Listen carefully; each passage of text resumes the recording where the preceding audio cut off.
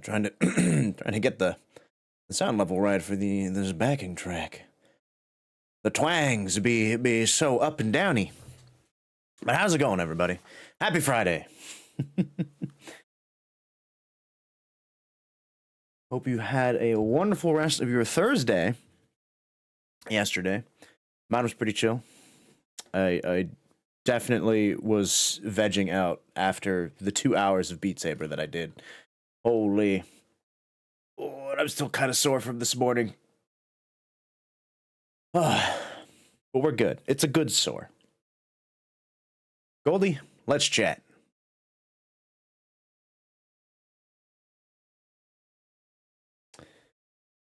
Today, we're embarking on a brand new adventure. I hope you're ready. I'm kind of excited.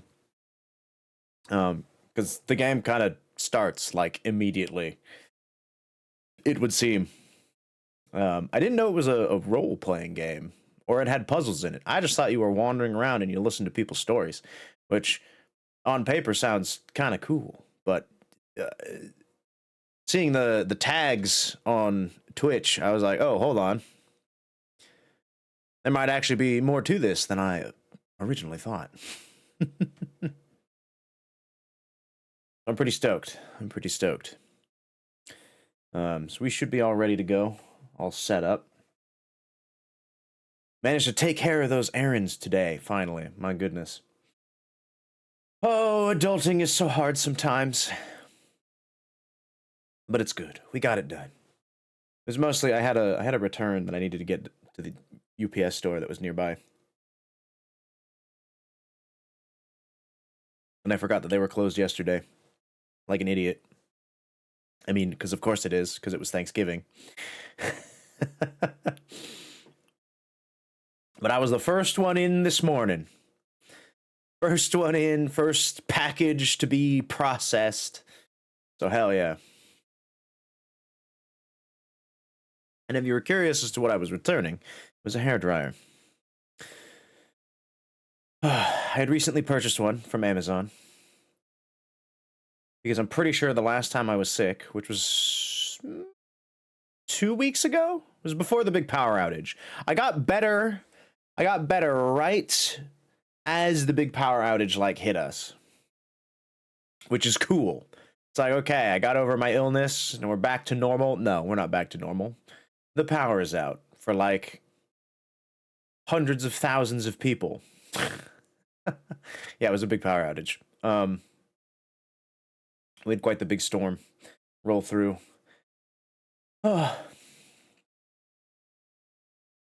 I bought it because I figured that the reason why I got sick was I usually go on like morning walks with a couple of my roommates early in the morning, and it's getting cold. It's getting a little cold, and I thought, you know what? I'm fine, right?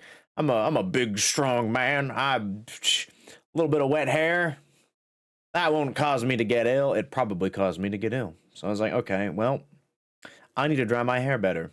And you can only do so much with a towel when you have really long, thick hair, you know? Anyone who has long hair will know this. You know, the shorter your hair is, the easier it is to dry, the faster it is to dry. But the longer it gets, it becomes quite the chore. I needed a little assistance. Hence the hairdryer. Came, I plugged it in to test it out. It just didn't turn on. At least the fan didn't, like, to blow out the hot air. The coil would turn on. I could see it smoking, which is probably a bad sign. The second I saw it, like, smoking, like something was burning, I was like, okay, this is clearly not working. And, you know, it didn't give me the telltale, like, sort of noise. Indicate that it was on. And then I was like, okay, wait, maybe the socket's bad. So let me plug something else in just to see if, like, that turns on. So I plugged in my what do you call it?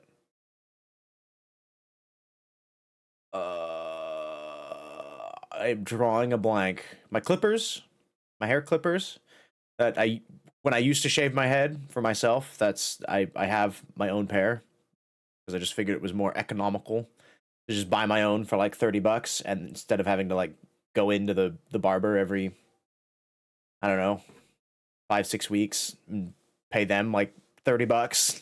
Just get it the once and do it, whenever I feel like my hair is getting too long. Easy peasy. Plugged that in and worked fine. So I was like, okay, no, the outlet works.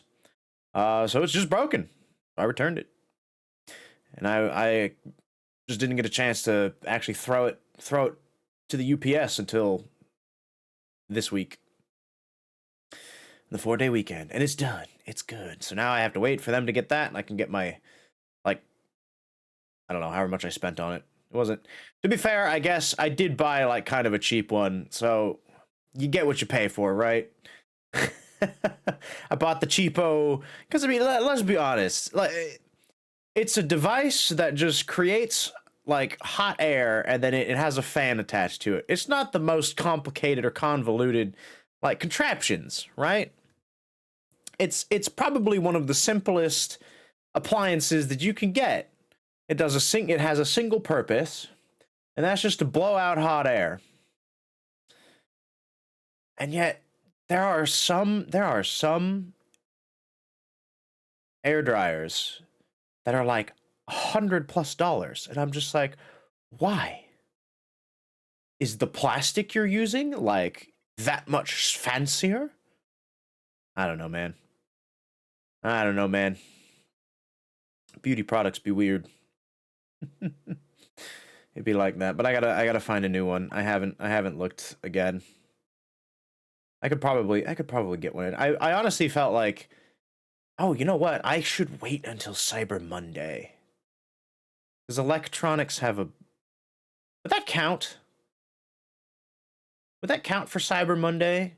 I feel like most of the time when people refer to Cyber Monday, like, deals, it's usually, like, computer parts or computer-related stuff.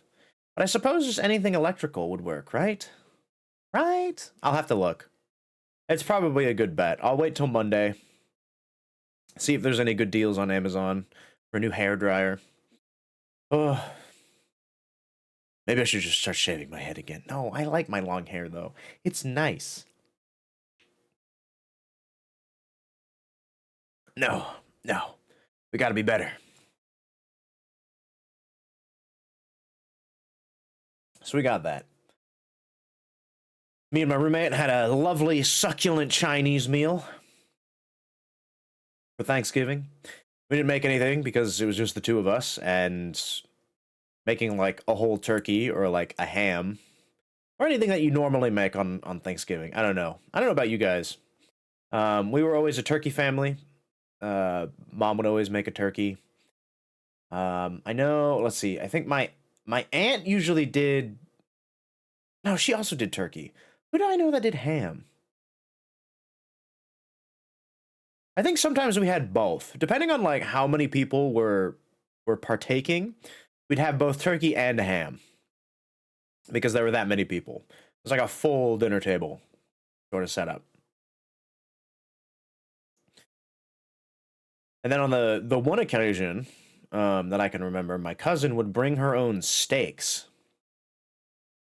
Apparently, she knew this. She would go to this butcher near where she lived and get like a couple of nice cuts of steak, some good beef, cook that up for Thanksgiving. Because honestly, like, you don't need to do turkey. Everybody refers to it as Turkey Day, but you know, sometimes turkey it's just not the way to go. Sometimes you just want a really nice steak. Who wouldn't be thankful about that? So I've kind of adopted that, mostly because turkey hurts me. Turkey does not agree very well with my stomach. So I'm off the turkey. Ham is fine. I don't mind ham. A ham Thanksgiving is pretty good. Ham with stuffing. Because you can make a stuffing without a turkey. You can do it without putting it in the turkey. Although I think that's like traditionally what you're supposed to do. Put all them ingredients in the turkey so that when it cooks, the stuffing cooks, so then you can like scoop the stuffing out. But my mom always made stuffing on the side. It was never actually in the bird. That's just kind of how I figured it went. And then, like, later in life, I was like, oh, yeah, no, you're supposed to put stuffing in the bird. Like people would say, or I'd see it. I'd be like, oh, I mean, that makes sense, but I feel like that's just more difficult. Because you gotta carve the turkey, and then you also gotta scoop out the stuffing. That's just like an extra step. You could just make the stuffing on the side, basically using the same ingredients. It still tastes just as good. You know, you don't need all the turkey flavor infused into it because you're eating the turkey alongside it. So it's kind of like if you eat them both at the same time, it doesn't really change nothing, right?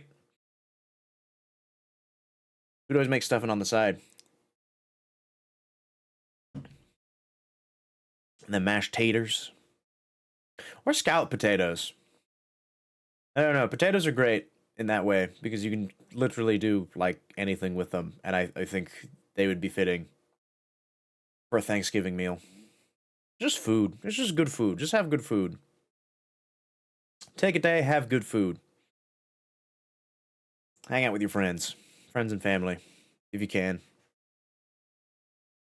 And the great thing about, Discord and stuff, you can even do it online. Um, like I have a friend who's thinking about doing like a potluck night at some point where, we just all kind of go in, we get some food, we get some good food, we take pictures of it, we post our pictures of our good food, and we just chill and eat good food. I'm kind of thinking I might do that too at some point. There's a lot of stuff I kind of want to do, but I just finding the time and like planning it ahead. Ugh, a little tough. Scheduling be hard. We're at the end of November already. My goodness, November. God, I feel like it flew by. It was the week I was sick, I suppose. That was kind of a blur. And then there were the several days the power was out. I don't know, for some reason, even though the power was out for like 4 days, that week still went by pretty quick. That week still went by pretty fast. Hmm. You might not think so, but I don't know. Maybe just because of like going into the office and actually working from there, maybe made the time feel a little bit faster because I was actually doing like work. Or I was more focused on it, I guess. I still didn't really do that much extra. Let's be honest. You can only do so much, right? You can only do so much work as there's available. So we did what we could, and then the power came back that Saturday. Oh, and it was glorious. Oh, I was so happy. Then we had to go through all of our food because it was gross. 4 days unrefrigerated. We weren't risking it. We weren't risking it. Oh, and X, congratulations on claiming VIP for today. And thank you for claiming your complimentary snacks. Welcome in, X-Ray. It's always good to see you. New food, new you. Yeah, we got all the new food. We're good. We Gucci. Hey, Hex got the Swedish meatball. Let's go.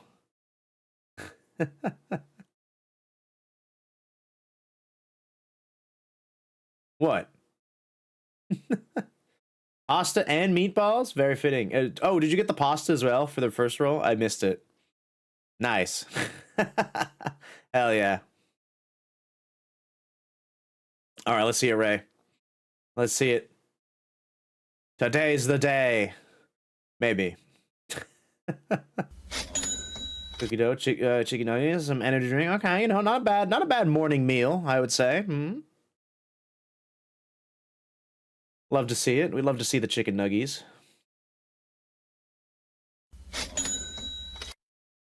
Oh, nice. You got the Swedish meatballs as well. A meatball all around. More meatball. Hell yeah. I hope you had a good dinner, or meal from yesterday. Ray, I know you were cooking up a storm. I did post my Chinese meal in the Discord. The food that we got. We did kind of like a family style thing. My roommate ordered like 3 different trays, and then I ordered 3 different trays. Then we just kind of split everything. It was good. It was nice. Hell yeah. That's what we like to see. That's what we like to see. Good times. Good times. We're gonna be having times today. I can't necessarily say they're gonna be good or bad. Because that's the nature of the game. But I'm really interested to see where we go for today. Yes, sir. Yes, sir.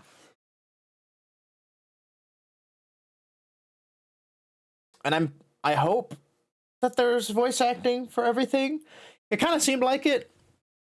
Again, when I booted up the game to get it set up for today, get my audio all squared away, it didn't go to a main menu like a lot of games. It kind of just started, and I was like, oh shit, I need to not be here right now. So I did what I could from like the first bit, but then I could kind of hear a little bit of narration, and I was like, okay, maybe it's voiced, which would actually be pretty nice. I was thinking that I would be reading a lot today, which I'm okay with, but I wonder if a lot of people are shopping. I don't know. I don't know. I feel like, yeah, Black Friday is today. I kind of took advantage this morning because I kind of figured a lot of people wouldn't be out and about, at least early. So I quickly went to the store. I picked up a few things. Dropped off my UPS return. Got gas. Ran a few errands here and there. I didn't really see that many people out. I don't know how many people will venture forth for the Black Friday shopping. So productive, I know, right? We try. The day after a holiday. And now I don't have to worry about it. So then the weekend is completely free for me. It's great. The rest of today, I'm all squared away. Saturday, Sunday. Just trying to wake up and get out of bed. No worries. It is still kind of technically holiday. Well, actually, I don't know. I don't know how many people actually get Black Friday off. I'm eternally grateful that my company gives us this Friday off, in addition to Thanksgiving. We have a nice 4-day weekend. But I know that's not the case for a lot of other things. You hated working Black Friday? Yeah. I could imagine. I've heard the horror stories, and I did see the news every so often, back when I lived with my parents, because they always watch the news. So just by proxy, I heard things.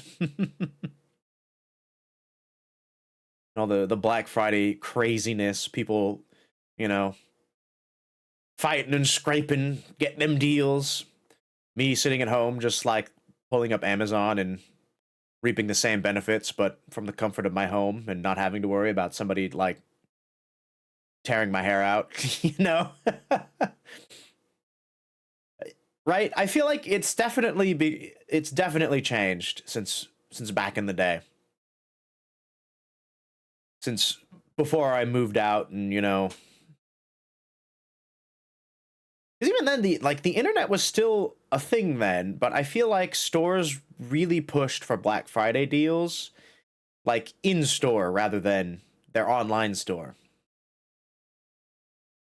Yeah, waiting at like 12 midnights or like 7 a.m. like stupidly early or something outside of a department store of some sort. The one time me and my sister went like Black Friday shopping, we went to a Target. A Target, as some would say. Those maybe with a little bit more of a refined palate. Or palais. Fuck's sake.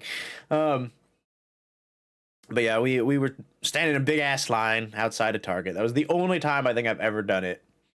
And it was fairly civil, from what I could tell. But But it was a line, and we were out in the cold for like an hour or two, and I was like, yeah, I'm okay not doing this. If I need anything, I'm just gonna go online and find a sale there and do it that way. Way easier. No lines, no muss, no fuss, no dealing with crazy other people. It's shocking how some people get when like trying to get a good deal, you know?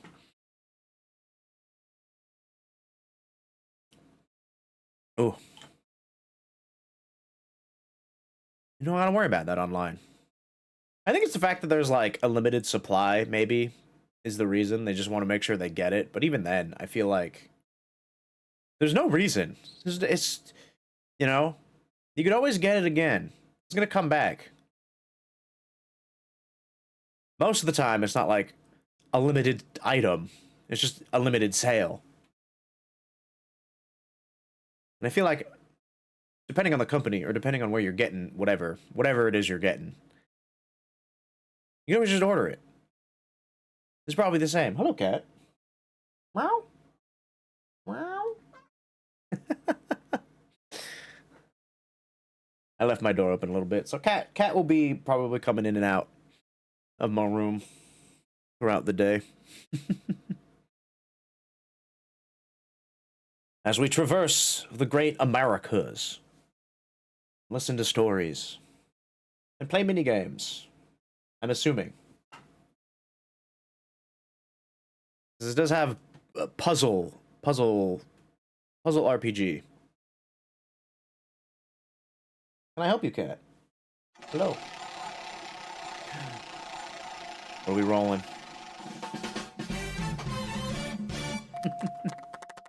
Oh, a D20. Today the day. Oh, a 3. That was close though. Oof. The dice maybe aren't. It's not maybe not the good day for for Dyson. For Dyson, the vacuum cleaner company. Was Dyson? Wait, was Dyson originally just vacuum cleaners, or were they like fans? Or do they go vacuum cleaners to fans? I don't remember. I feel like it kind of is like both now, right? I don't know where they started. What was their flagship product?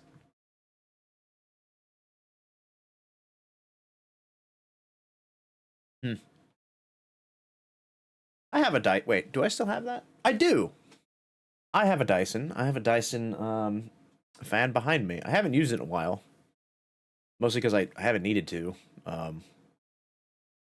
Doesn't get that hot up here. Up here in the great north. And when it does, I have a portable air conditioner now. So vacuum cleaners first. Okay. All right, that is what I thought. I thought they started out as like a vacuum cleaner company, and then they went into to fans, which I thought was kind of funny. They started out sucking, and then they moved to blowing. You know, if it makes them a profit, good on them. I won't disparage. You'd have to double check their origin wasn't the same as some other normal companies being in weapons of mass destruction. Huh? Was Dyson in the weapon industry? Were they making bombs or something? Dyson, I didn't know. I have such a colored past. They weren't no. Oh, okay. Imagine though. It's kind of interesting. Some companies you wouldn't think are actually heavily like involved in the weapons industry, but they don't like. Obviously, they don't advertise that they do that. It's just kind of like a side thing, you know, just because they have the infrastructure to make certain parts. I can't really name any off the top of my head, but I know they exist. If a musical instrument company made weapons, anyone can. Also Gamba. true. Oh, I'm sorry, Hex. I'm sorry, but after yesterday's little mishap, I may have tweaked a few things. That is no longer a valid command. No more free Gambo. You gotta pay for it like the rest of them. Or get a roll for free. Although I guess it wouldn't be for free. You still have to pay for it. You're paying for the roll. I don't think I didn't fix the command. Actually, I don't know. Cuz I didn't see that command in Mix It Up. I feel like oh. It is gone. Apparently I did. Did I know? Suckin' is a bad word and not allowed for clips? It is gone. It is gone. Yes, I made it. Oh, God. Started out. Let's see. Does this still work? Does this work? I keep forgetting. I need to fix that. I really need to fix my Stream Deck buttons. Okay. They started out sucking and then they moved to blowing. Nice. Nice and clean.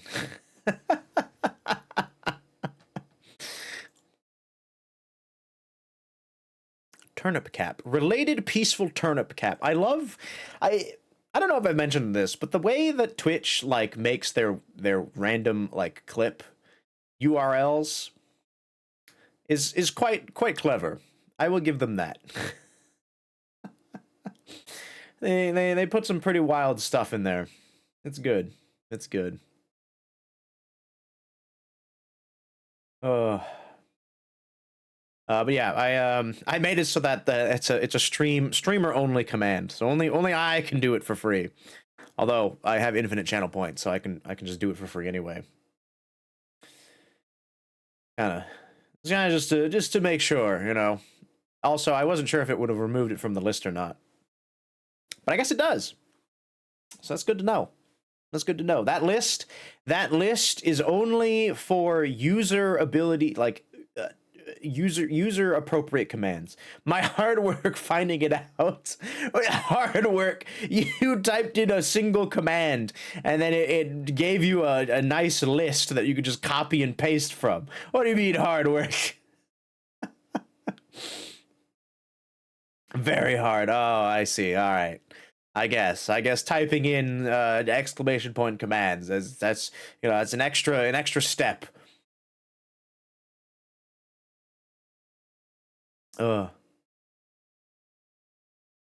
Hit film. Oh. Looking at the hit film command, huh? Infinite channel points means you can buy yourself a walk-on. I could do that. But yeah, hit film, that's the program I use for editing. I haven't done an editing stream in a while, to be fair, but that is the one that I do for editing. And it's free. It's 100% free. You only pay when you want it, when you want to, if you want to. But it's a nice free program to get started out if you're interested in editing. Okay.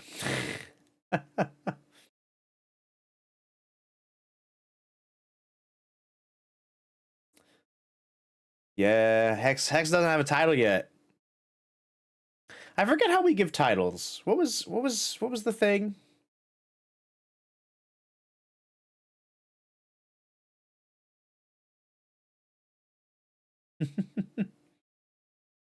We just there was an error.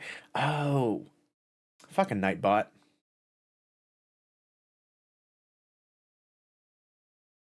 Title max. Nightbot is dead. Nightbot is truly dead. I feel like I should probably just like kick Nightbot out because. Well, okay, Nightbot is dead for like Twitch related stuff, but I still use Nightbot for the song command. The song command. Wait, Reaper command? Surely not.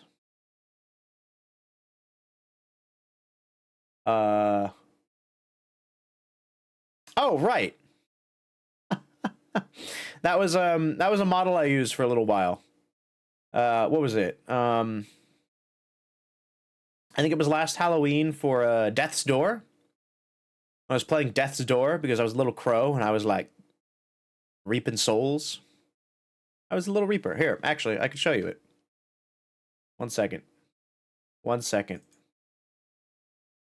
I think I still have it. Do I still have it? Oh, I do. Here it is. Yo, what's up? Look at me. I'm tiny. I'm a little blob. I'm a little blob.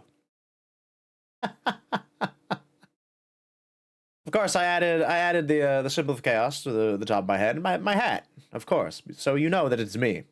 You know that it's me underneath this squishy exterior. I think there's a bunch of Oh yeah, I can be angry. Blushing. Ooh. There's a bunch of these. I'm dead. We got a scythe. Watch out. I'm armed and dangerous. We got some tentacles, of course, because we love tentacles.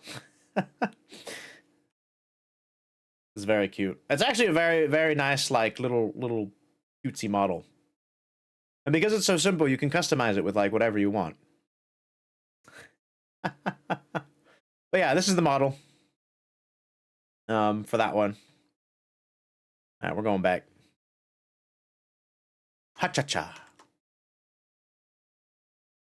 I'm concerned that the give VIPs, give roles, ranks, prize tickets, reset Choco commands are still on the list, though.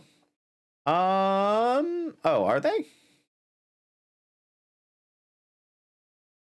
I'm pretty sure those are... Huh.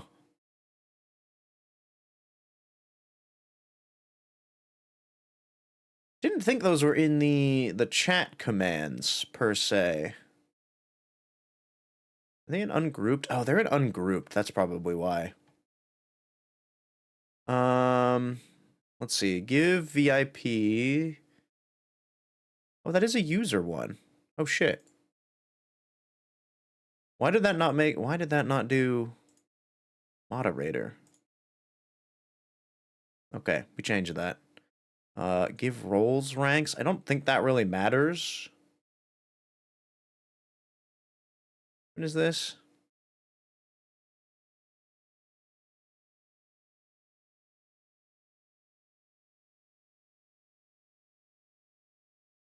I'll make a moderator anyway.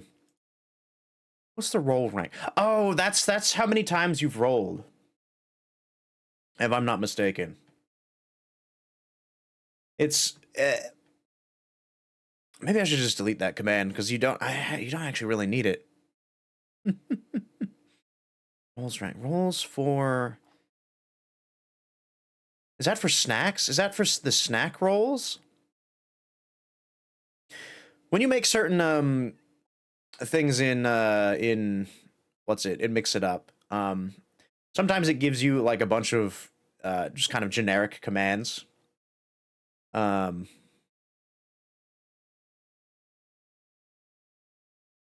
I think for most of them,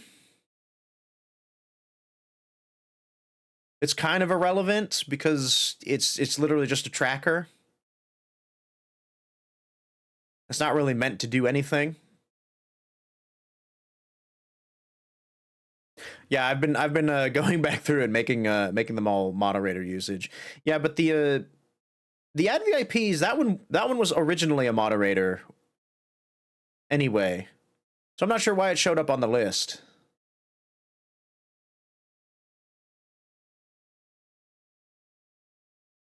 Maybe because oh, actually no. I think that would make sense, right? If I set it to just streamer only, it would probably not be on the list. But I would assume that, you know, maybe mods would have forgotten certain ones. So it is on the list. I mean, it didn't work particularly well. X is giving his on-site resume for mod right now. It's okay. We're not looking to hire, so we'll just file that away and we'll keep it for later.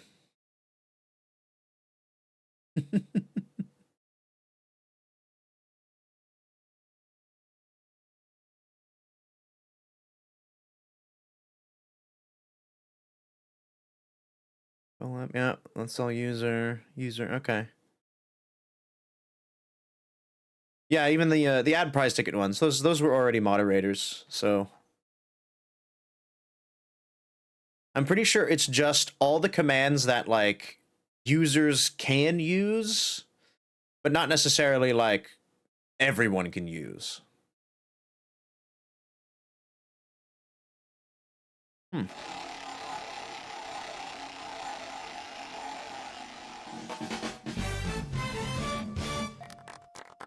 Wow, Ray, you really like me as an old man, don't you?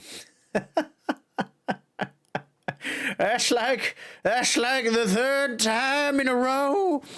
I think we've gotten this old man. Oh, my bones be aching. We've been wandering a long time here at the Persimmon. It's been good. What is up with that? I don't rightly know.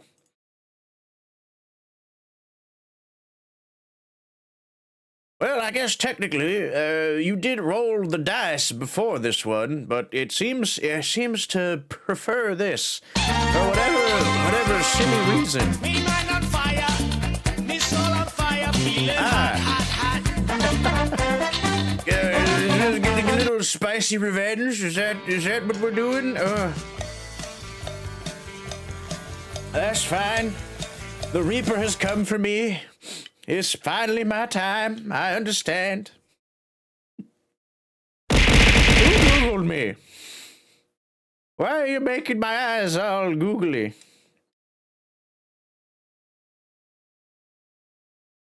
All right, you damn skeleton. Let's get this over with. Cheers.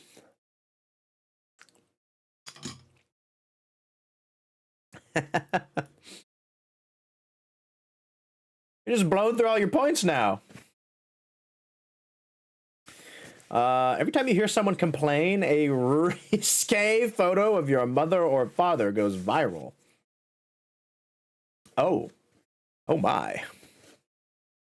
Easy million? I mean, I don't know how your parents would feel about that, but I mean, I guess if you're just kind of like, yeah, it's whatever. Doesn't affect me at all, then sure, why not? Honestly, I'd probably take that too, because I know my parents aren't on social media at all. And I don't think they really hang out with people that are on social media, so they probably would never even know about it. Yeah, so good luck to them. Fair enough, Fair enough. Yeah, honestly, I feel like it would be fine. The lack of social media that my parents are actually on. Oh, they do go on Facebook every now and again, though. At least my mom does. If it went viral, I would assume it probably would pop up there. Hmm. My dad, however, though, I don't think he really uses any social media. So that'd probably be safe. Then again, I use social media and I see it. I would probably see it at some point, and I don't know if I care to see that. To be perfectly honest. Ugh. Just that pops up on my timeline. Ugh. Mm-hmm.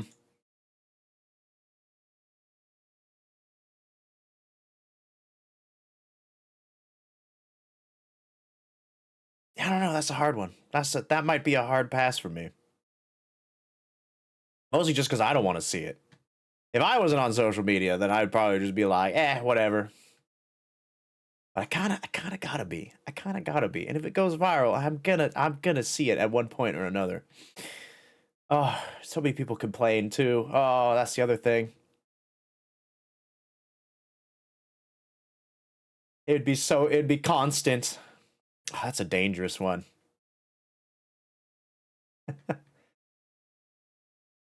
We're gonna see if people might make memes from it. That is true. That's a fair point. I don't know what kind of risque photo. It just says it's risque. So that might not necessarily mean like it's like, well, I guess it'd be slightly NSFW, but maybe not as bad as one would think. You know, it probably wouldn't be that bad. Yeah, actually, I changed my mind. I'll take that million. That's not that bad. That's not that bad.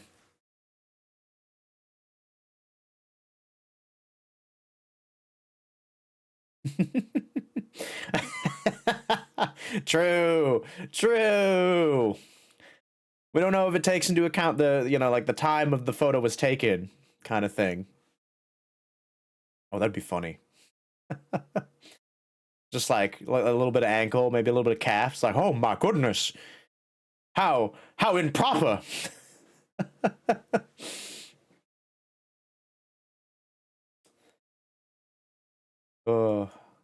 Times were wild back then, man.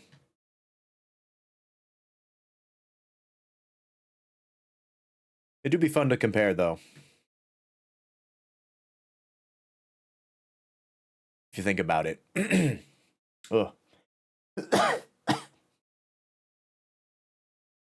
I thought I saw a cat come in with the corner of my eye, but I was mistaken.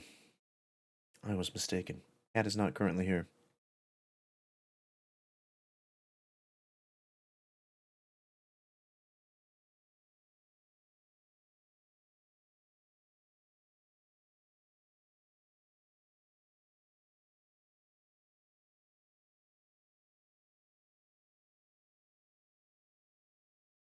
Oh. I have found the pre-made commands. There was a tab at the top. I see. I can't actually, like, change it. Interesting. I can just disable it or enable it. That's about it.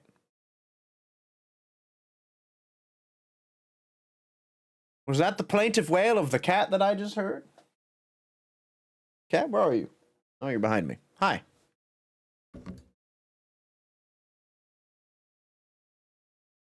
Hello, kitty. There is cat behind me.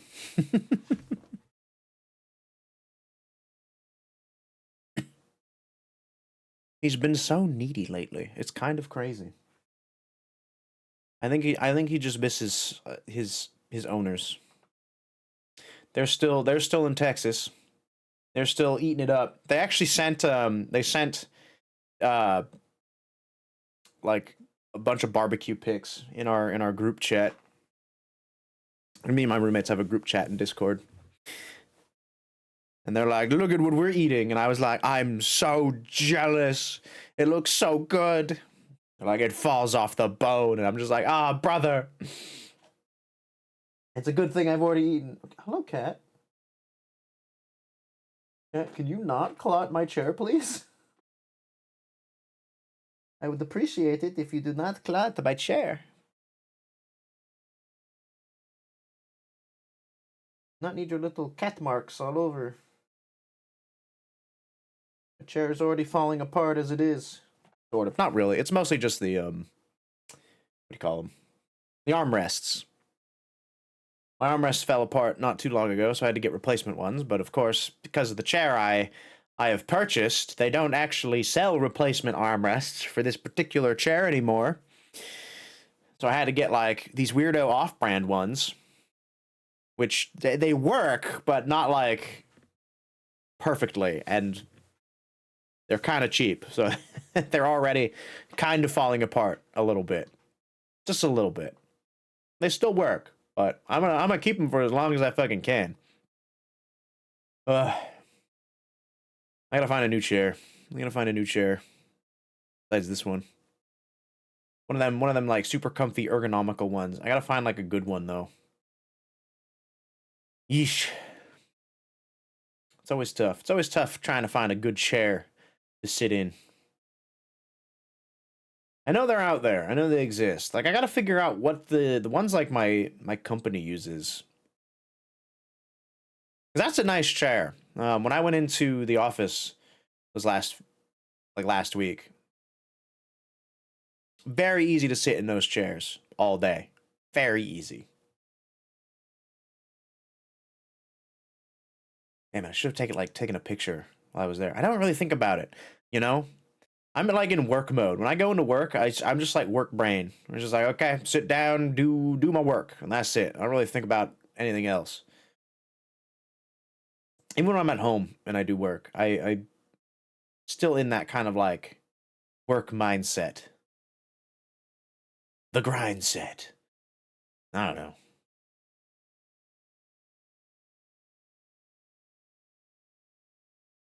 So I forget to do stuff. It's like after the fact. I'm like, oh, why didn't I do that while I was, like in the midst of it? Or I had the chance. Ugh. Hindsight's a bitch.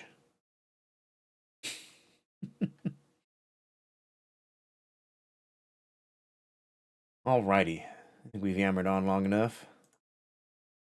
Let's get into the game. Goldie, to the main stage.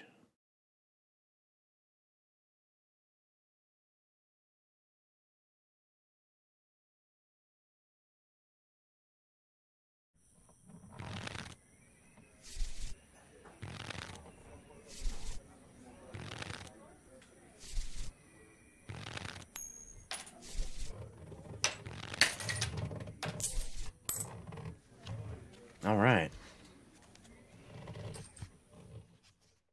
Night has fallen and you're weary from travel. Stars fill the sky above, and in front of you is a brightly lit wooden house, the only building you've seen for days. So we've been traveling for days, it would seem. This is what I meant when the game just kind of like goes. I got to this part, and I was like, oh shit, I need to not do anything. So I guess we go to the house. You walk toward the house, hearing the sounds of laughter and talk as you reach the door and push it open. Let's head on in.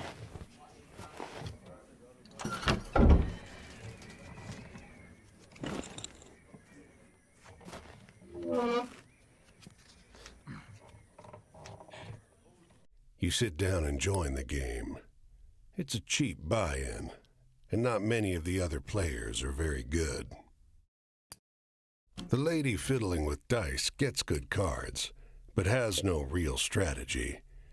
The man to your right seems to just hold on to the highest cards he has, regardless of suit or any consideration of matches. God, that sound is so sharp.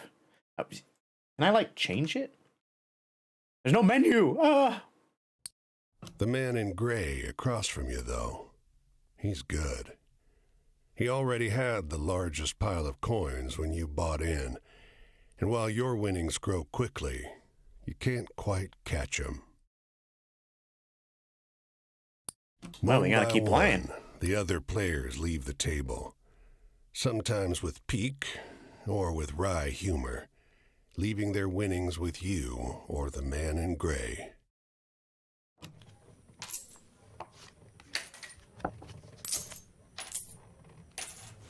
Pocket watch. A harmonica. Oh, we gotta win now. That's a prized possession when you're traveling. Ooh. Finally, it's just you and the man in gray. He looks at you, full of humor, and winks. Last hand? He deals, you draw, and look at your hand. It's good. It's great. The best hand, in fact. A royal straight flush. Spades. Aces high. Now, does that... I'm not like a huge poker person. Like, for example, he says spades. I'm assuming that's just to say the suit, but if anybody knows poker, let's say we both have royal straight flushes with ace high. Would the suit matter at that point? I would assume it does. Or would it just be a tie? Does the suit not actually matter in this instance? Nothing can beat me. But the man in gray pushes forward his whole pile. You're not sure exactly how much it is, but it's more than you've got. You can't match that. Oh, no, don't fold. You had the best hand. The man in gray stops you. Now, if you like, I'll let you wager your word. I know you'll be good for it. Just promise you'll pay the debt, however I ask. Ooh, our first actual choice. But I have the best hand. Even if we draw, even if he has the same hand. To my knowledge, in poker, you just make back what you put in the pot. Like nothing happens. The man in gray smiles. All right, then. I'll call. Show him.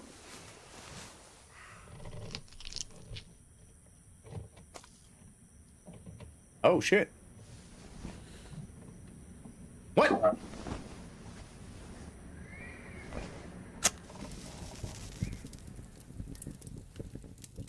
He bamboozled me. He was cheating. Well, your luck wasn't so good, was it?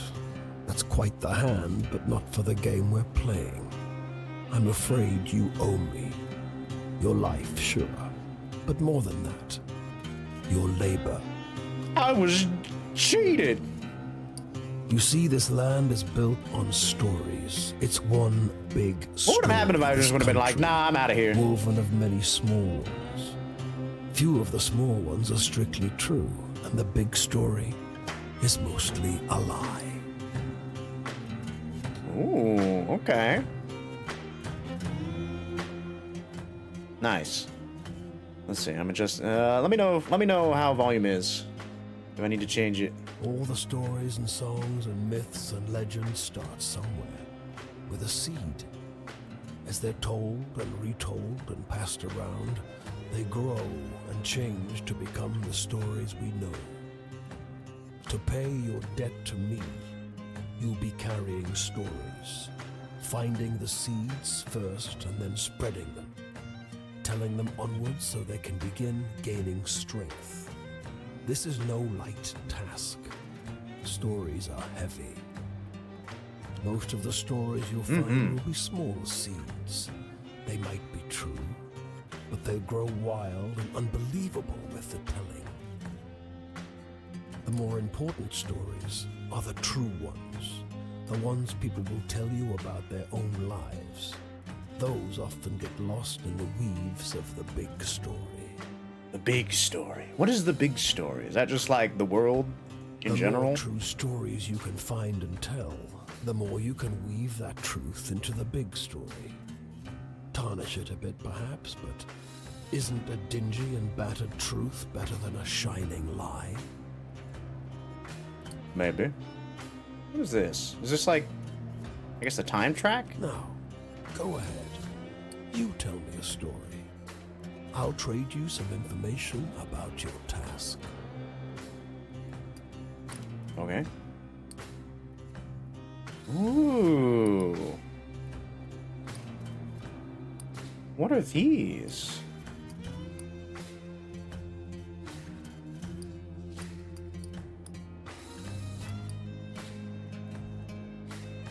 Three of Staves, Justice, the World, Wheel of Fortune, or the Tower. I didn't realize there'd be like tarot involved in this. That's sick.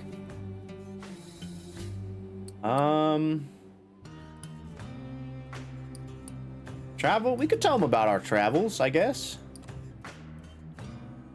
Tell the story of the northbound train, blinking its giant eye as it crawls through the night. Oh, I can actually click on them. Tell the story of the endless series of doors of different kinds, each leading only to more doors. Tell the story of the parting of a cloud of fog to reveal a brief glimpse of the land of promise and plenty.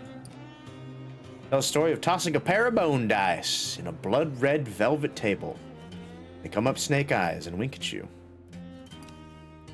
Tell the story of the black and gray city, where every building is filled with desiccated corpses. Ooh. Okay, well.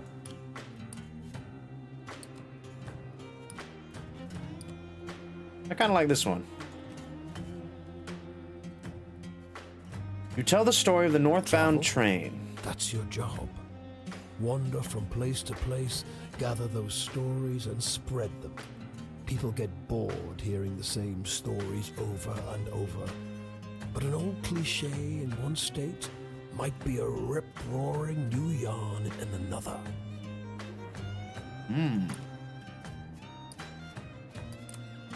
Oh, I guess we can... Oh, we can do more. Okay. I thought we only had one. You sometimes have to make choices about what kind of story you're finding. Is it a love story or a tragedy? Don't gather too many of one kind, though. This grand story needs variety. Oh, okay.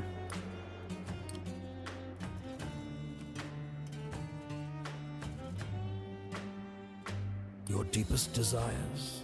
Your greatest wish? Heaven? Big Rock Candy Mountain? Candy Mountain? Dorado, the Promised Land.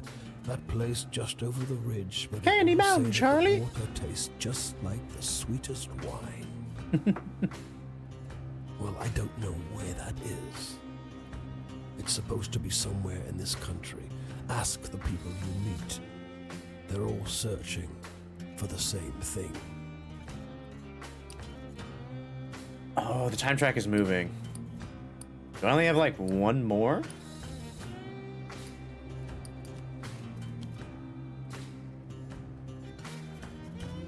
Bone dash and It's the just blood-red luck. velvet table. Funny how bad luck seems to follow the folks who already have problems aplenty. Well, try your luck out there in this country. See how the dice treat you. It's not all bad. You'll have to work hard, but I'll give you the gift for seeing the true shapes of people. Ooh, he's gonna give us special powers? Not many who can do that. Let's go. Okay, no, we can get through all of them. Cool. I'll strip away your flesh to make the journey easier, but still you'll feel pain. Hunger, weariness, thirst, and despair. They're all part of stories, the part not often told. That. It just like jumped on my shoulder. Cat.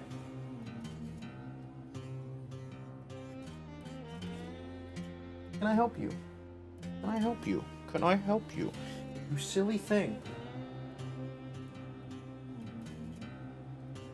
I am busy at the moment. I will have to give you a rent check on switches. Okay, I'll give you a few now. And death, yes. But don't worry. As long as your task remains, you come back. Okay, so I'm essentially becoming immortal. Go on your way, Seeker. Maybe we'll meet again, or maybe not. Either way, it'll be an experience for you. I'm jealous in some ways. I hope you find what you're looking for.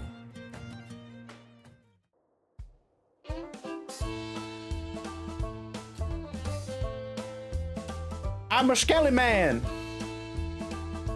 Interesting. Oh, can I use my controller for this? I wonder. I can! Oh, let's go. I'm gonna scroll my name on the bare bones of the earth. I'm gonna dig my heels into the ground. 'Cause when that ferryman I think this is where I came from, right? Damn, we're getting into it. Yeah. What did I say about screeching on my chair? Shoot.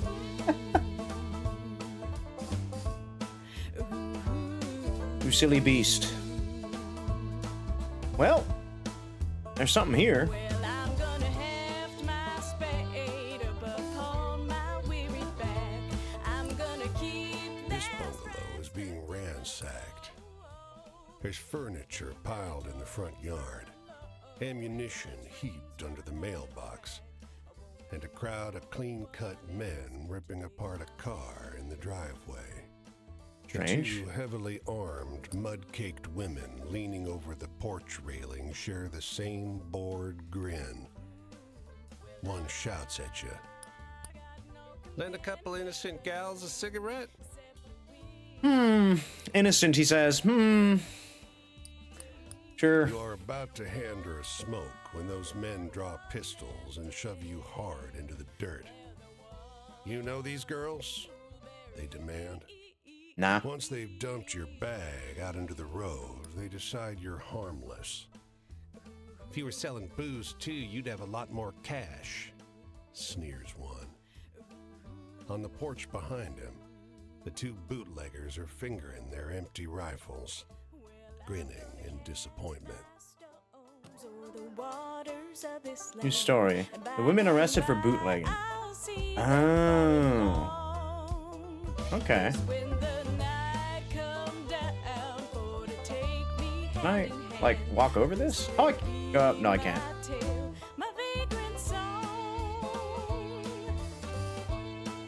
Cool. Okay. It's up to view the in-game way. Your goal is to fulfill your obligation to the wolf by finding all 16 characters scattered over the US and trade stories with them until you earn their trust and finish their story. Interesting. What's up, demon? Welcome in, partner. We're scouring the country for stories. I made a deal with a wolf because I lost in a card game. Your back hurts. Oh no. Get some rest. Into the woods, you can't help but come across this package by the old tree tied to a sturdy stick. The cloth wrapping conceals, though not particularly well, something large and softly unsettled. Half rest, yeah. Little eyes. Any peer rest you can get, packaging you know? Inside the bundle. The shape gives a start. Please don't tell my pa that I'm in here. It says in a small voice. Why not? Pa doesn't want to live with us anymore. But I want to go with him. Don't tell him, please. I'm hiding. I won't You tell. tell the boy you'll keep his secret. You don't see his father anywhere.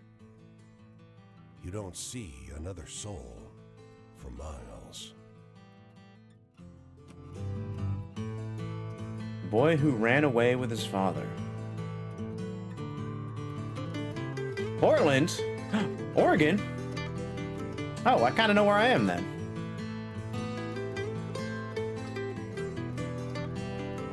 All right, we're heading for Portland.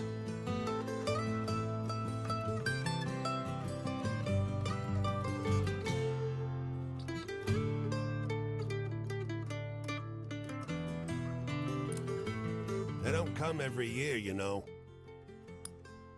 The old man is sitting at the edge of a rotting old pier, crooked legs dangling over the water.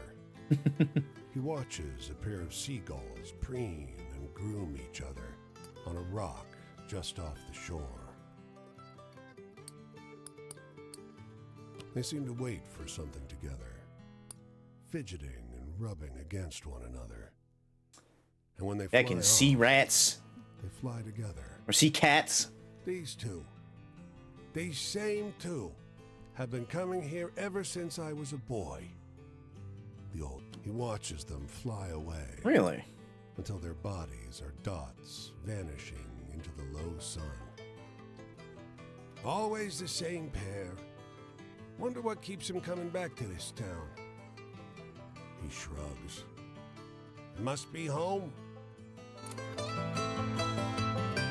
Seagulls and the fisherman.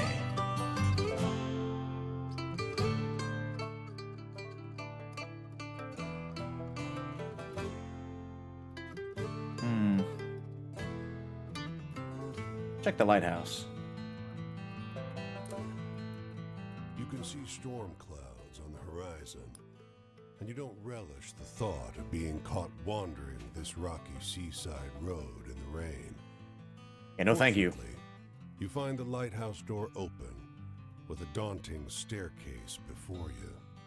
I wonder if this symbol means At anything in the top middle. of an ornate wrought iron spiral. I feel like it you're does. breathless and feeling the strain on your knees.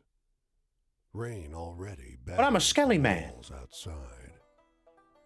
You can only knock on a heavy wooden door leading into the upper level. Muffled voices and light seep in beneath the door. Looks like we got a visitor.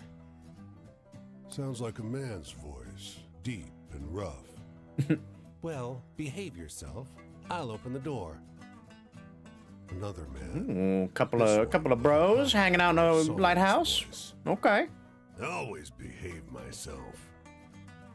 He feigns indignation, but his tone betrays affection instead. After a moment, the door unlatches from the inside and opens.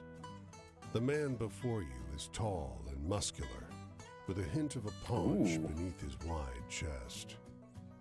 The heavy iron knob on the door looks nearly dainty in his huge hand. Big-handed man. Didn't want to be out Barrel-chested. in this rain, did you? Come in. Despite the rough exterior, this room looks like a well-appointed parlor. There's a rug on the well-trod wooden floor. Oh, and it an does enormously change. I didn't notice comfy that. Couch. And sat upon it is a stocky fellow grinning through a great hazel-colored beard. Tea? He offers, hoisting a teapot. Hell yeah. They got tea. We got tea. A few years. The tall one sits on the sofa, wrapping his arm casually around the other lighthouse keeper. 5, says the smaller, but by no means small, man. That long? Time flies. We traveled I together. like how the before that. big one must sounds have some good super stories from soft and growing like up. kind, and the smaller one is like super gruff. You wake I love that up the dynamic. next morning on their old sofa, still warm from an excess of tea. And cakes? We had cakes too? Reminded Bro, this was so you of worth the trip. cakes. Prodigious snoring rumbles in from the floor above you, and you quietly take your leave. Nice. Oh, wait. Oh, I'm in Maine. Oh, I'm on the East Coast. Wait, there's a Portland on the East Coast? I might as well get this story too. The woman walks the small town square with the poise of Betty Davis, Oh, hello. a confident stride, and inimitable mannerisms elevating the sidewalk into a plush Hollywood carpet. And wrapped around her neck, a yellow velvet ribbon, bright as an ocean sunrise. You question a well-dressed man parked outside an oyster house. Oh, Oyster House is... ugh. Prudish woman. I took her on a fine date, and she didn't remove so much as a ribbon. Excuse me, can you step back from the coupe? That's the spirit. You decide to seek a second opinion. You talk with a waitress smoking outside a diner. Something funny about her. Just showed up one day. Doesn't work, doesn't live anywhere as far as I know. Just around. Myself, I'd love to know who made all her beautiful clothes. The longshoreman watches Steve Doors load up a crane. Yellow ribbon? That woman's dead. Ghost dead. Buddies of mine, they've seen her all over the Atlantic for decades now. Oh. The elegant woman in a small town. Oh, I should have approached her. Dang it. I thought I would have been able to. Whoops. Hold R. Oh, I can hitchhike.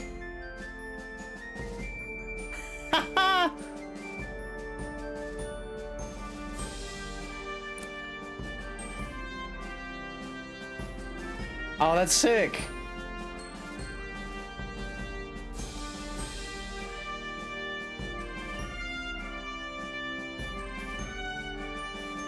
Man, it's the true just kind of wandering experience.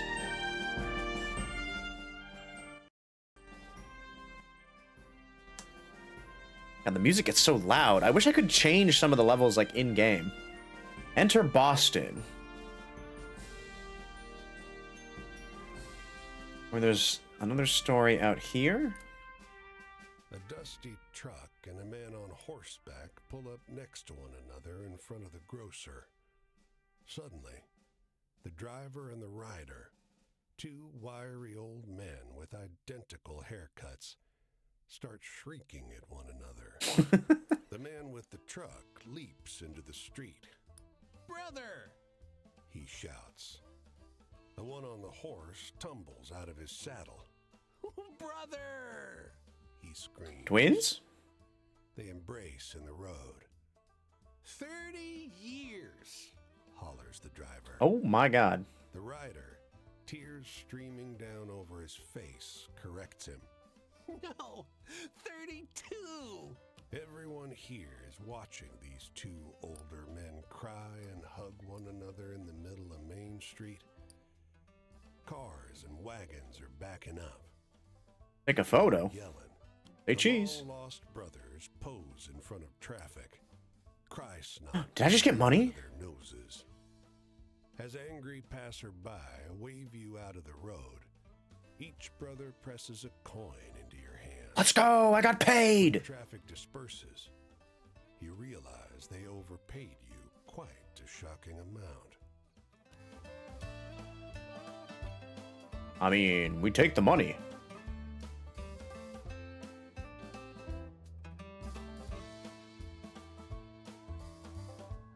Now, what is this? What's a camp?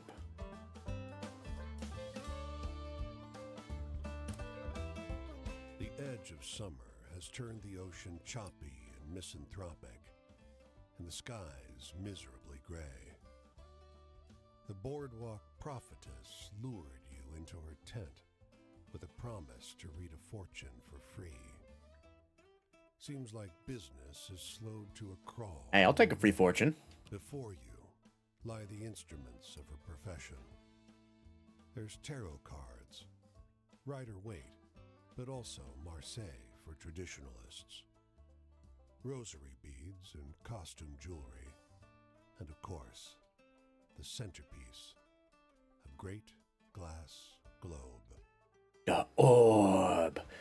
Contemplating the orb. Practice theatricality, she goes directly for the crystal ball, letting her eyes Be a dick. as though she could Nice. see I love that that's an option. into it. Be a good sport. We'll be a good She sport. brings up names, places, asks if you've known someone called John.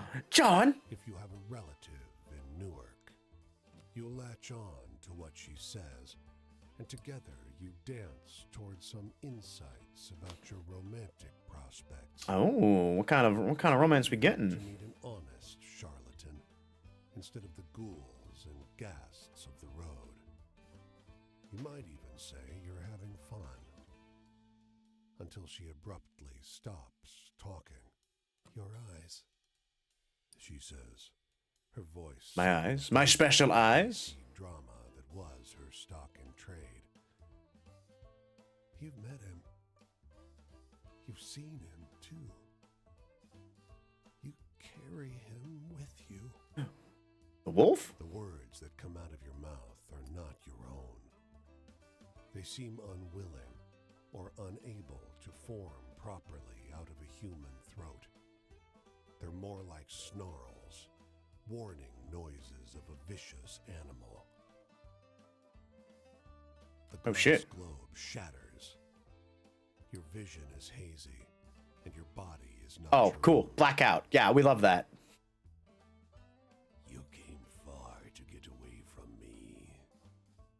voice lodged inside you says, but this one has a way of wandering. The fortune teller has collapsed, cowering. Consider your debt to me repaid. When you come to your senses, you're lying face down on the rough wood of the boardwalk, sore and weak. An empty patch of wood, cleaner than the surrounding planks, is all that remains of the fortune teller's tent. She booked it in a hurry. All right, let's go to Boston. Let's go to Boston. Explore, earn money, train station, go to the store. How much money do I have? Let's earn some cash. You wander the streets of the city looking for a way to make some cash. Panhandle or look for work. Let's look for work. Digging holes, not what you had in mind, but damn, they're digging a lot of holes in the park. The foreman assigns you to a work group with a mix of other disheveled men and women and sends you off to dig a pit by the water fountain. What's this about? Nobody wants to say. A young woman keeps mouthing something to you across the hole, but you can't make it out. What is she saying? Dear Lobby? Dave Hobby? Dean Bobber? You never get anyone to admit what this is all about, but you get paid pretty okay. Okay. Do a little exploring. Like no other you've been to. Crooked streets splay out in a maze of narrow passages, no two alike. Soon, you find yourself in twilight. Harvard Square. Utterly lost. Bright light crests around one corner. A car approaching. And we'll keep Unable walking. To afford rescue, you keep walking. The asphalt turns to crooked cobblestones that threaten to wrench your ankle out of place. Was this always a moonless night? The stars multiply, each one looking like a pinprick through which light is exiting the terrestrial world. Oh, that's some nice visualization there. It's hard finding your way through in pitch darkness. Do we not have a torch? Touch and sound, feeling the scale of the streets by the echoing of your footsteps, fingers tracing the rough surface of the buildings. Some, like a lantern, maybe? Then, a rumble of noise in the distance. You quiet yourself, suddenly fearful.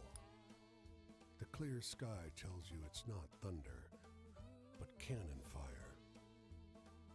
The city comes alive with fires and shouting. Oh boy. You find yourself trampled by a mob of men in thick brown coats, a phalanx of bayonets advancing up the street. When you come to, there's no sign of the commotion, the war that you were just caught in. The comically shrill honk of a Model A running up the road startles you, and you crawl toward the sidewalk.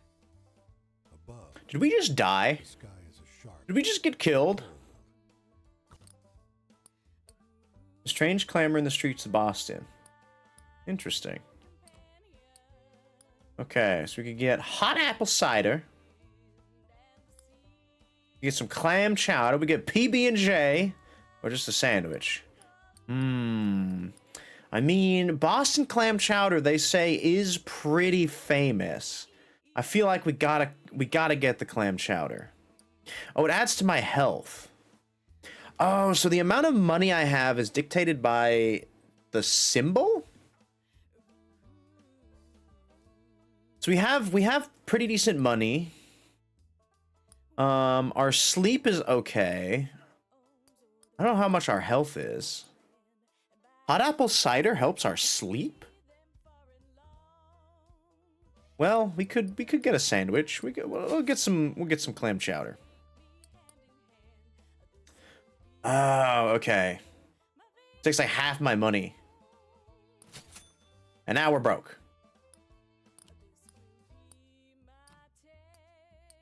New York or Detroit. Okay. I guess we leave. We continue to walk. I spend all my money on booze and chowder. Maybe not the best thing to do, but it is what it is. Quinn. Hey there, stranger. You're welcome to enjoy this fire with me, if you're respectful, that is. This here is my spot, and I ain't inclined to share it with any bad characters. You can call me Quinn. Hello, Quinn. Got some cute little doggos. These here are my venturing companions. Cass is the big un, and the one with the spots is Flip. Cass and Flip. I usually beat my way on the rails, but the road news said this town was fat, and the weather was fine. So I'm taking in the sights and seeing what I can drum up. Hey, do you got any really thrilling stories to tell? I'm hankering for one of those. A thrilling story, eh? Here are all the stories you've collected so far. They're organized by subject, because the boss likes the tarot cards. This is the subject of the story. If you tell this person a story about love, for example, they will tell you something about their own life relating to the subject of love. Poor things. As the night goes on, this icon will move from left to right, until it reaches the right side. The night is over, and so is your storytelling. The person you're talking to will usually tell you where they'll be next, so you can find them again. If you tell them the types of stories they request, you'll gain their trust, and the eye will open. When it opens fully, the next time you meet, they'll open up more about their life. They'll remember this from conversation to conversation, so don't feel you need to open the eye all the way the first time you meet someone. Dance around, get to know them. Okay, so they wanted something thrilling.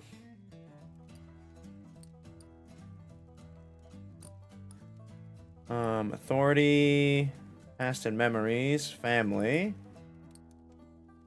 fortune, fate, and luck, travel. Serve the elegant woman. Serve the women arrested. Oh, okay. Clamor on the streets of Boston. I feel like that might be a good one. Oh, I have a lot of these.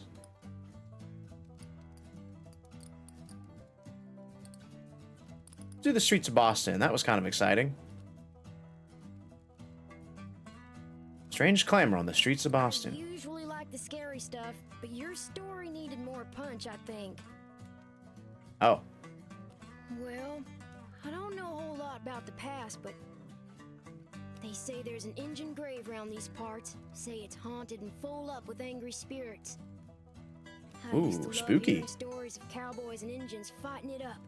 Would swap tales with the youngins. But, well, I suppose if someone shot me, I'd be pretty vengeful too. I want to hear one of them venturing tales. Got any? A venturing tale.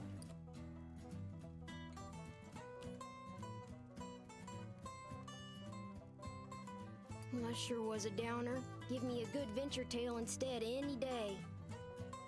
Traveling. I sure do love it. And I seen some pretty things out there. I seen serpent trains passing on a green and gold sea. I seen mountains so tall and forests so thick. Okay, so it seems like he likes adventure. I once seen a bunch of townies skinny dipping in a river. That sure was something. I don't have too many of I've those. seen terrible things too. Biblical floods and starving folks. And black blizzards full of dust. Oh, that seems unpleasant. Hey, I would tell hate me to a be in funny that. Story. You seem like you still got a sense of humor. Funny story.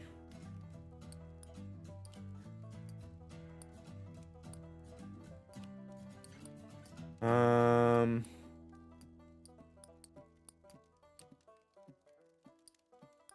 don't know if I have a funny story particularly. Family?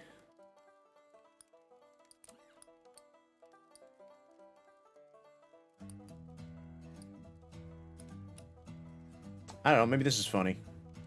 The bootleggers. Not sure I quite follow that one. Authority, bosses and such. I ain't nobody's little Angelina if that's what you're asking. I take care of myself and my dogs. I don't need no jocker looking out for me. So if you're offering, don't. Shoot, I thought I told you to be respectful. You want to keep enjoying my spot or not? Think about that. Hey, tell me one of those exciting stories. I don't have that many. Maybe this one? I'm trying to be respectful. I thought you'd like the story. You trying to scare me? Well, you didn't go far enough. Huh. Look. Huh. Wit and some puppy dog eyes on occasion's all the luck I need out here. For everything else, I got my knife and my dogs got their teeth. Damn, boy can take care of himself. Fair I'm enough. in the mood for something real funny like. I haven't done jack to get his trust.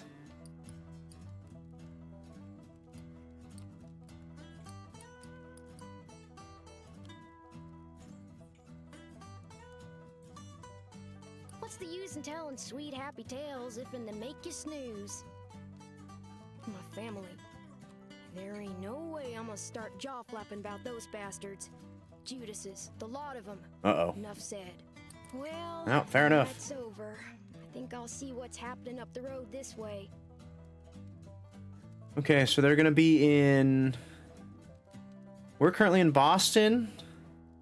They're gonna be way down south. Okay. Didn't understand all your stories, but I'd gladly listen to more if I see you again. I gotta get better stories. Life suits me just fine. Every day's a venture. I guess it makes sense, though. Like, literally, this is the first character you run across. With things being so depressed, folks walk around like it's the end of everything good. But it ain't. Plenty nice things to see if and you know where to look.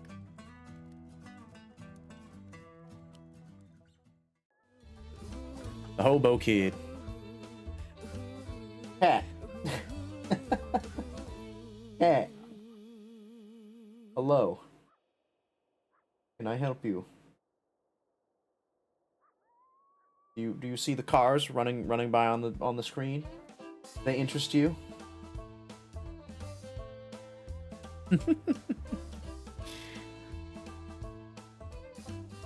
We keep walking out of Boston. Oh, okay. I'm gonna scroll my name on the bare bones of the earth. I'm gonna dig my heels into the ground. 'Cause when that very man comes. You walk down the road. A black crow flutters down to land in your path. It looks at you, cocks its head, and speaks. Well, you've got a long road ahead of you, don't you? All these people to chase down. So I hear. It laughs. I got some experience when it comes to chasing folks. Well, if you want, you could find your friend again. Ask them more about their life. They might want better stories this time, though. Peers up and down. Didn't they tell you where they were headed next? But hey, the world's full of people. Bet you could find another friend like that if you went looking. More than one interesting person in the land, for sure. It gives a gravely laugh. That's what humans say, anyway. And with that, it launches into the air and disappears. I got no companion. Hold left bumper to whistle. If you match the notes, you'll walk faster. And when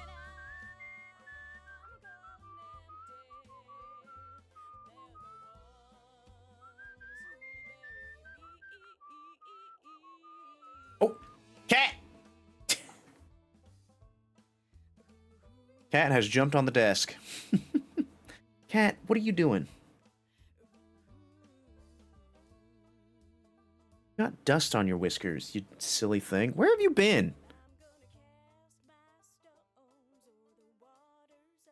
Hold on.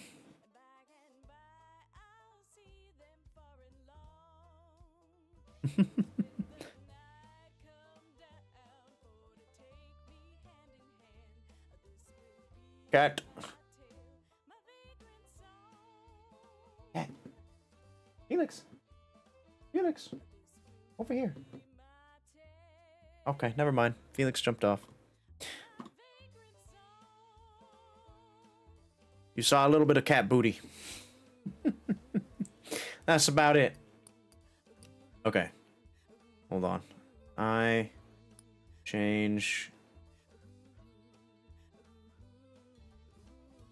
just the sound effect volume a little bit and the music volume.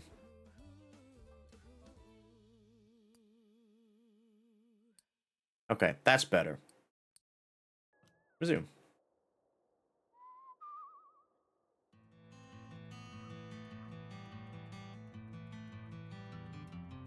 Oh, New York. You come across a girl picking wild blueberries. She smiles and greets you. On in. She offers you some from her birch bark basket. Blueberries. You reach in the basket for blueberries, but pull out a handful of small, smooth stones. Throw the stones or All drop the the colors stones. of the rainbow.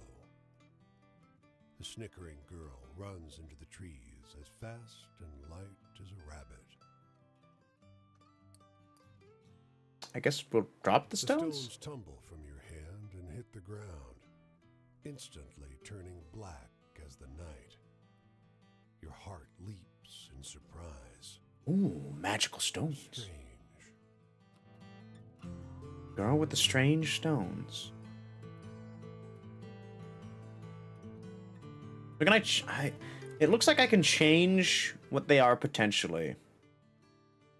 The policeman in the truck on the corner is waving a pretty wild argument. I was having. How did I read that as waving? A pretty wild argument with someone on the other end of the radio. No, he keeps saying. No way. You listen in on the man on the radio finishes a wild story about the ancient battles still raging on Boston streets. Wait a second. I swear, this is what happened, the cop over the radio insists.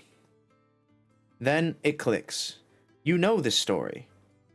It's a stranger version of the story of the strange clamor on the streets of Boston, but with some bits left out or replaced. Ain't true. The cop in the truck sighs. If only he knew. Oh. The ancient battles are still raging on in Boston.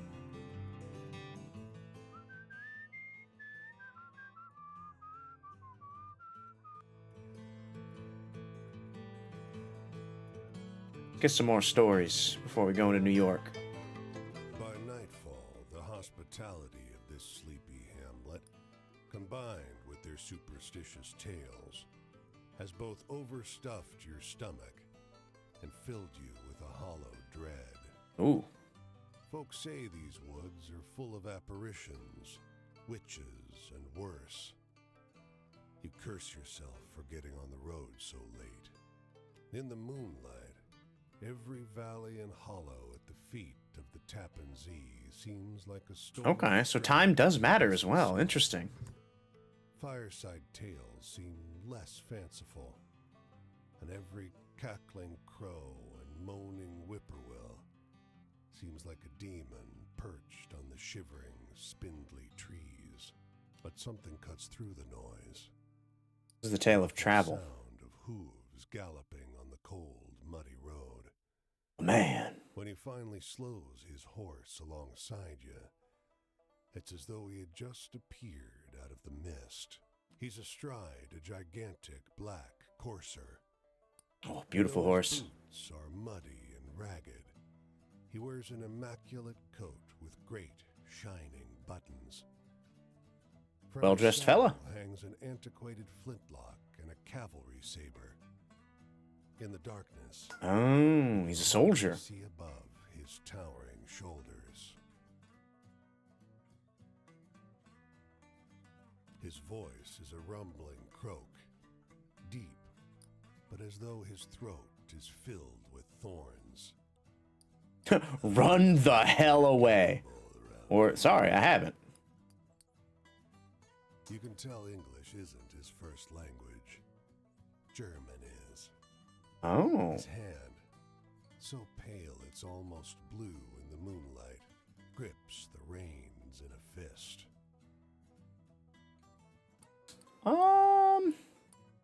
think I have any of these upside down star stories yet.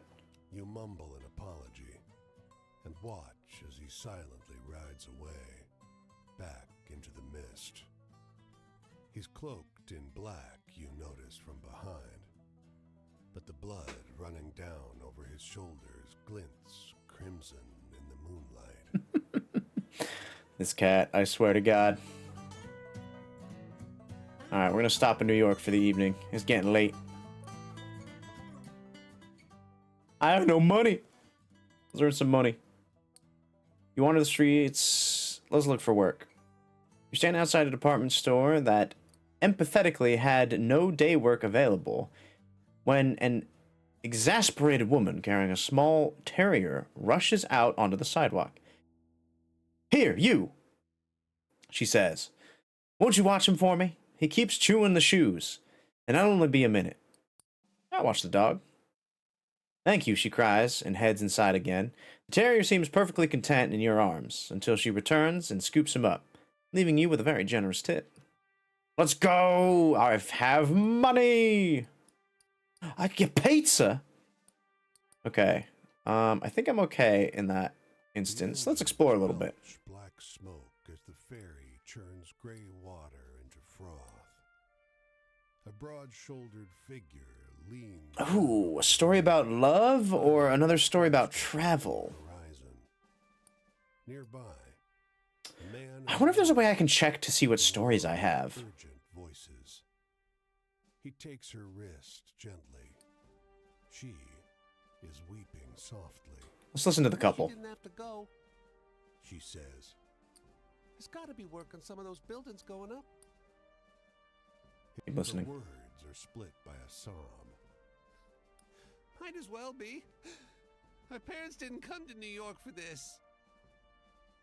She leans against him, the wind tousling her hair. He pulls her to his chest. I'm leaving because I gotta go. If there was another way.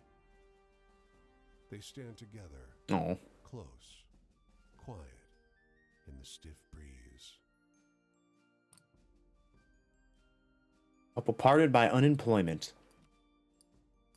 Okay, so we can go to Washington, we can go back to Boston, we can go to Detroit.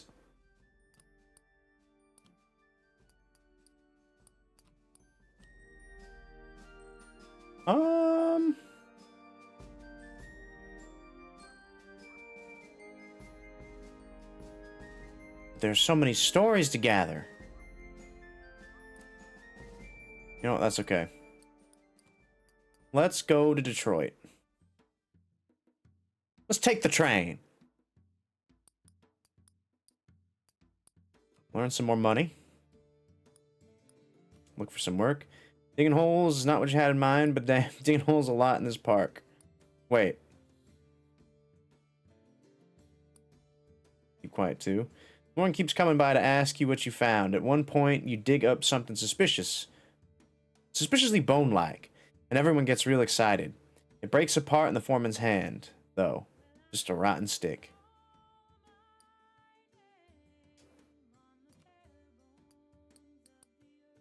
The rain is coming down so hard. Is that like a Holes The reference? sidewalk hasn't started to crack. You manage to find a narrow patch under a ledge where you can stay dry. A squat man, bundled up in a black fur coat and matching hat, approaches. The thick rain flattens and mats his fur. He squints up at you. You're in my spot. He crows. But it's my spot. What if he stabs me?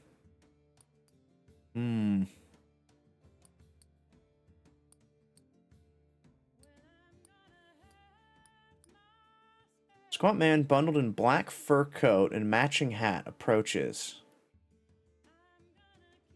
I mean, he's got a hat and a coat. I got nothing. I'm just bones, man. He leans in. You catch a flash of wrinkled red skin and sharp yellow teeth. I've been here a long time. You best show me respect. I'ma The stay man put. gives you a long look, then turns and keeps walking. A minute later, the ledge collapses. Falling brickwork catches you hard on the shoulder. Owie!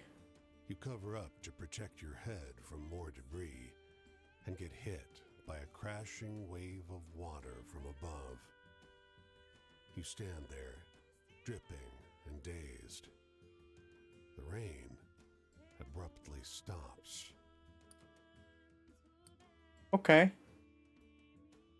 The red creature in the fur coat.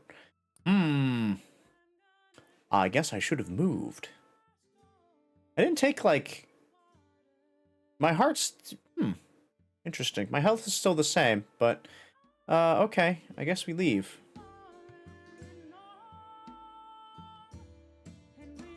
I'm in Detroit now. A hurried little girl collides into you with a wheelbarrow full of hay, nearly knocking you out of your shoes. Bro, I just got hit by a bunch of bricks. You nod, but the way the girl fusses over the wheelbarrow, was that apology meant for you? Lost? Me? No, not at all. There's something in that She wheelbarrow. stands up taller and squares her shoulders, projecting an Getting a lot of these, like, adult paranormal so ones now. stiff, she looks about to tip over. But I guess I could use a little help.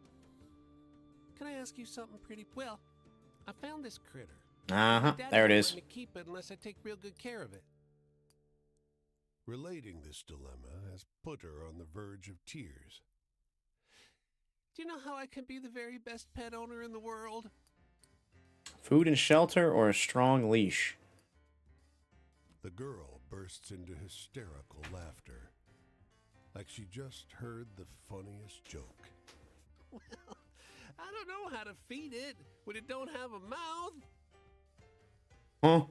The laughter fades. Huh? And her What do you mean little don't have a mouth? baby returns.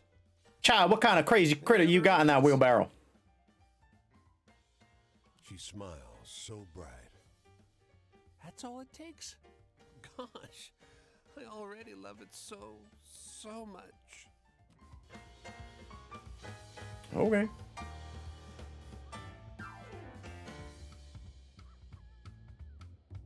What's going on out over here?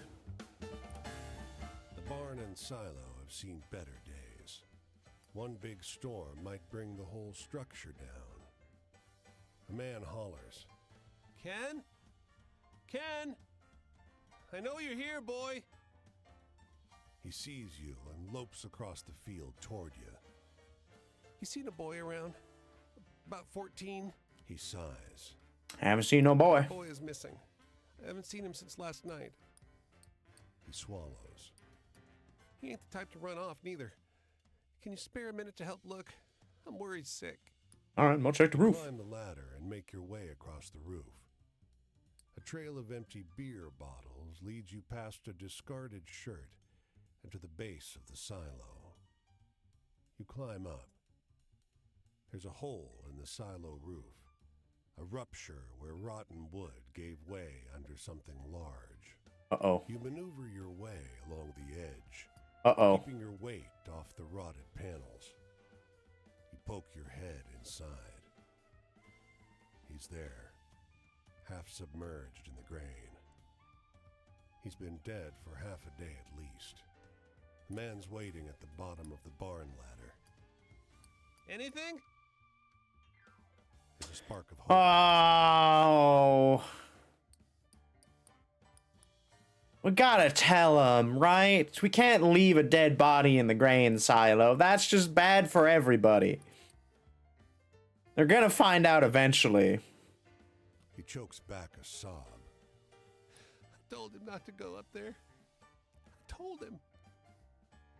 He looks up at the tower, then turns to you, tears tracking down his grimy Oh, cheeks. poor guy. Why didn't he listen? Dead boy in the grain silo. Ugh. Music is far too happy for that kind of a story.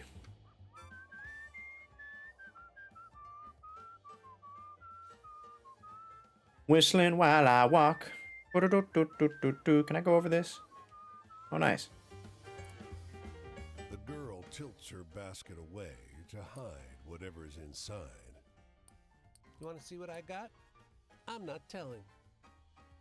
She raises her eyebrows, encouraging you to pry further. This girl is either very confident or too young to know shyness. All right, I'll bite. Got you hooked. Too easy. She twists her lips to one side, mimicking a more adult, thoughtful gesture. I'll tell you what. I'll show you what's in the basket if you do something for me. I don't think I have one of these. Excellent. I want you to kill my mother. Whoa, okay. Hold on now. Looks to check Child? if you're paying attention, then points to a figure working at the other end of the field. She's boring. She keeps making me work when I want to play. That is no reason to kill your mother. The girl bursts into peals of laughter. She doubles over the basket, laughing so hard she's barely able to stand. When she can speak again, she says, You should have seen your face. You really should. I mean, that's not a very good thing to joke about. What if I were the kind of guy that would have been like, all right. 3 kittens snuggle up at the bottom. Oh. They're barely old enough to open their eyes. Ma gave them to me for being good. I've called them Badb, Matcha, and Anand. After a story Nana told me. She preens. I'm very clever, you know. Uh-huh.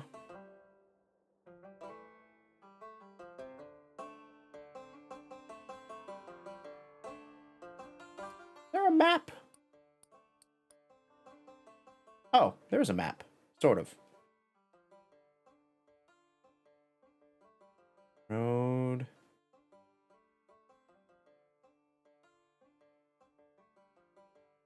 I've met one character so far. Quinn, the hobo kid.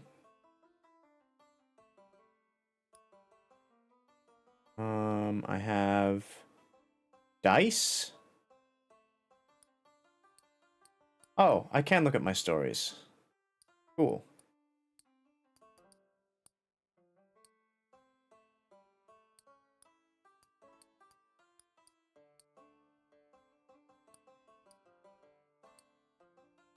Oh, so I do keep these stories. There's 237 stories. Oh my god. This is a collectible game. The 9 of Swords, the Sun. I have a couple Empress. I have a few Queen of Cups. I have no Fool stories yet.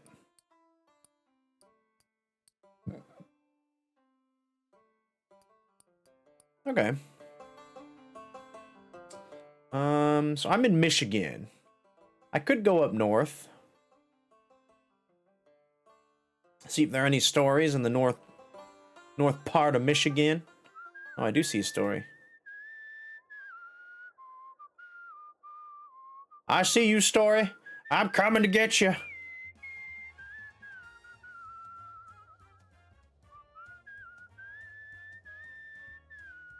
We're walking. We're schmoving. I think I'm doing this right. Ah, I fucked it. I'm glad there's like no cooldown to this. The baby buffalo What lies the tethered heck? by a fence, wire biting into its flesh. Oh, that's so bad. Please, it says, I must reach the sanctuary before they find me. The light here has a thin quality. Colors are oddly muted, Why does a buffalo need to go to the sanctuary? old in the air. They were hunters of my kind. I am the last born. Every year it repeats. I must run. They must chase. It is the cycle that lets my people survive. You hear hoofbeats. A ways back down the road, a cloud of dust rises. The buffalo struggles. So I can leave the buffalo and get a tower story. Or I can get one of these. Oh, I kind of pissed off the last, like, animal creature. I feel like I don't want to do it to this one. I will free the buffalo. Wire cuts into your hands, but you untangle the animal. The buffalo charges off as soon as it's free. Come on. You glance behind. A trio of riders emerges at the head of the dust cloud. Oh boy. You run alongside the buffalo. Not far. It grunts. Just ahead. You see the boundary, a line of rocks that mark the border, but the hoofbeats sound close. The ground dips, and the beast stumbles and falls. I'll be on you any second. Carry the buffalo. Can I? It's a buffalo! How big is this buffalo? Surely not. I will try carrying him. Snatch up the beast and run for the boundary line. All you can hear is the pounding hooves and the whooping of the riders. They're on you just before you reach the line. You hurl the buff forward as you fall. The buffalo crosses the line and turns with a defiant bellow. A primal sound that far outstrips its size. It drags its feet through the dirt, kicking up a cloud of dust. When it settles, the four are nowhere to be seen. You hear the distant clamor of a herd in motion. The last born buffalo. Okay, I am like dead. I'm like totally dead.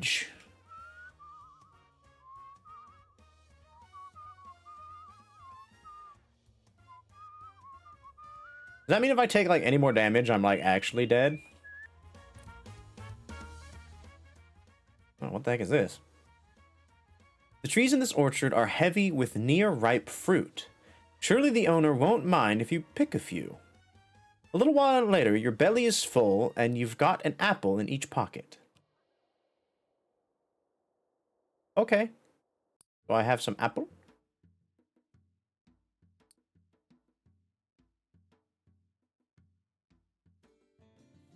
Loaded to roll snake eyes nearly every time. Aha, they're loaded dice.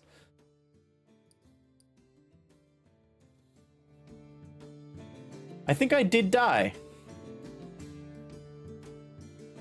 Because my health is back to full. That's so interesting that it does that.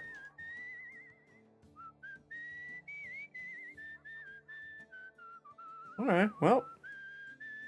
I think that's all we can get out of Michigan.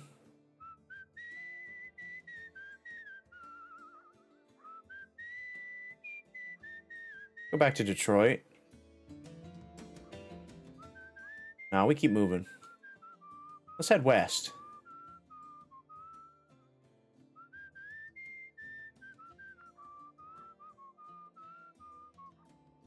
I want to try to find another person. I don't know where I would look, though. Oh, wait. That fire. I'm getting tired.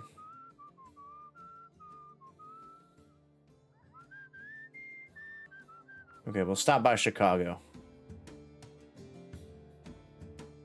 After I pick up some stories. Is that a train station? Is that what that is? A woman waits while a man in a truck fills 2 of her buckets with scoops of whitish powder from a bin. She sees you staring. Want to make some cash? She calls. I mean, who doesn't want to make some She cash? takes you up the drive to her farmhouse, where son and daughter are mixing something in a metal barrel. Locust bait. She says, Poison.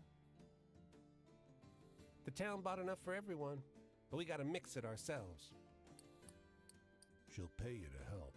Sure. Use a broom handle to mix the poison with bran. The teens watch from the porch, faces frozen in distrustful scowls. Their mother pays you well, But later in the day, you feel lightheaded, tingling, pins and Uh-oh, needles. I've been poisoned. You feel only a little better after you vomit. Cool. A woman with a buckets of poison. Good shit. Good shit. Up on a train? Okay, that is a train station. That will take me east, but I want to go west. First, we go into Chicago. I'm a little tired, I'm a little hurt, but I got lots of money.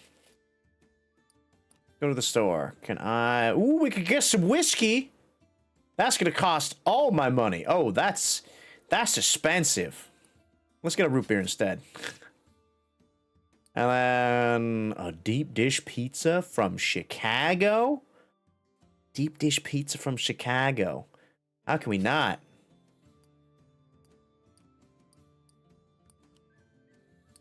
You wander the streets of the city, lurking to make some cash. Shouts echo from the nearby alley. You discover a crowd of men unloading sacks from a truck as fast as they can. When the truck empties, it roars away, and another surges up to take its place. The sacks are lumpen, heavy, and stained with dark smears. Ask if they need help. Yes, blurts a laborer. Do we ever? An older fellow, however, throws out his arm to shut the man up. We don't need help with the stuff, he says, stepping close to obscure your views of the goods. Mind fetching water instead? He waggles a few coins in your direction. Sure. You fill their pail in the nearby gas station. When you return, though, the men are waiting in the alley, innocent as anything. They wash the sticky residue off their hands in the water, and their boss passes you a couple coins. There's no sign of the goods anywhere. Alright. I ain't need to ask any more questions. It's the midday, and yet this whole neighborhood is eerily quiet. This is Chicago. This is where the mob is, probably. Into their homes as if warned of something. You soon realize what? Oh. The reciprocating sound of a Thompson gun, emptying its drum. You get behind a car. Put Someone's the getting full lock of lead. between you and the sound. Rattle 'em, boys! It's muffled, coming from inside a building. You're in no danger, you think. So you allow yourself a peek above the black hull of the car. And then I get shot in the dome. And running down the cobblestone street, a man in fine, blood-spattered clothes. He has his hands out, mouth open, screaming something. But you don't catch what he says. He's drowned out by gunfire, and his body slumps to the ground. Ooh, okay. I don't think I have any of these stories either. Let's keep watching. Responsible, three abreast in dark overcoats and wide hats, walk up to him. We do love a wide hat, don't we? The smallest of the three has a nervous energy about him. People are gonna see us, boss. People ain't gonna see nothing. Not on these streets. Okay. Killers on the streets. Cool. Very cool. Time to go. Bye, Chicago. I'm out of here. Here. Can you find her? His voice is soft, cooing. Oh, the world. He lowered himself down so that his head is level with the two blonde-topped boys next to him. Say hello. Can you find Grandma? Or just watch. There she is. He points to a specific cob. What do you mean, there she It's is? enormous, but otherwise unexceptional. We gave her back to the corn, and now the corn has given her back to us. One of the boys, awed, reaches out with a reverent hand. I don't know if I like where this conversation is going. This one's not for eating. The man continues. No, this one we keep. Come on, boys. We better get home before dinner time. Harvest starts tomorrow. He turns to lead his children back towards where you're standing. I hide. He seems beatifically distracted as he gingerly carries the pristine ear of corn in one hand, never noticing you. I'm like a ghost on the wind. Tail after him. One of them, his blonde mop of hair mirroring the bright yellow maze, seems to glance at you, but not really understand what he sees. So do people see me as a skeleton, or Subtle, but perceptible. A patch of red spots on his face, fuzzy and fungal, ugh? like the omnipresent rust that you've seen on leaves here and there in every cornfield. Except this one, of course. A corn farmer and his children. All right, we're about to meet somebody new. Who we got? Cassidy. I've met a lot of people like you on this road. Ooh, very jazzy. There's something you want from it, isn't there? A desire that scratches and scrapes away at the sides of your body. Does being out here feed that part of you? It's that way for me, living in a state of motion, resting nowhere, returning to no one. I've been a wandering ghost for a while now, and I'll be that way for some time to come. But that's a fate I should have known I was in for. Okay. I'm a poet, after all. And he Alone knows it. Out here, I spend too much time inside my own head. Can you tell me a hopeful story to lighten my mood? A hopeful story.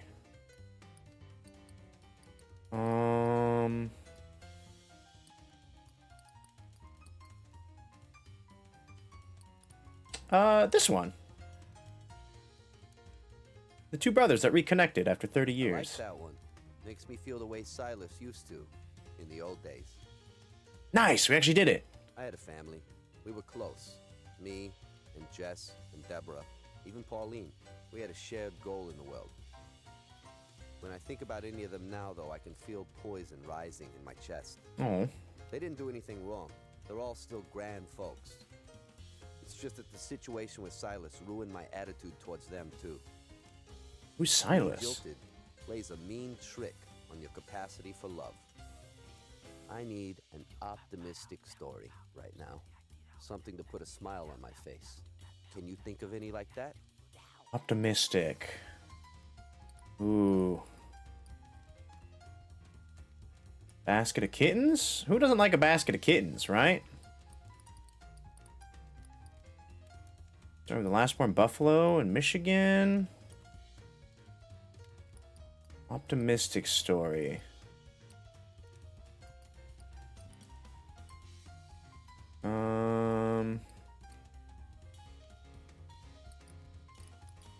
I feel like that one, yeah, is probably the best one, right? Past memories.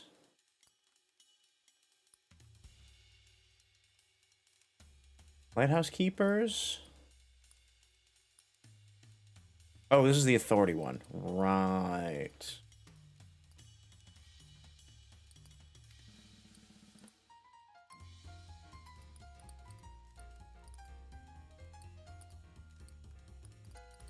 We've gained quite a few stories. Let's try the girl and the kittens. I'm afraid I don't get the joke. Shit. Joy. I've had joy in my life. I used to be part of a group of mad prophets, rabble-rousers, channelers of holy knowledge. We'd get a couple gallons of wine, bring them over to our friend Pauline's house. Then we'd shout these incandescent verses to each other, to the land and the sky. We were loud late into the night. What good would those words do if they didn't reach the heavens? Sounds like my kind of I party. hear a sadness that resonates with my own. Do you know any stories like that? Something I want to hear, a sadness that resonates with your own. A sad story.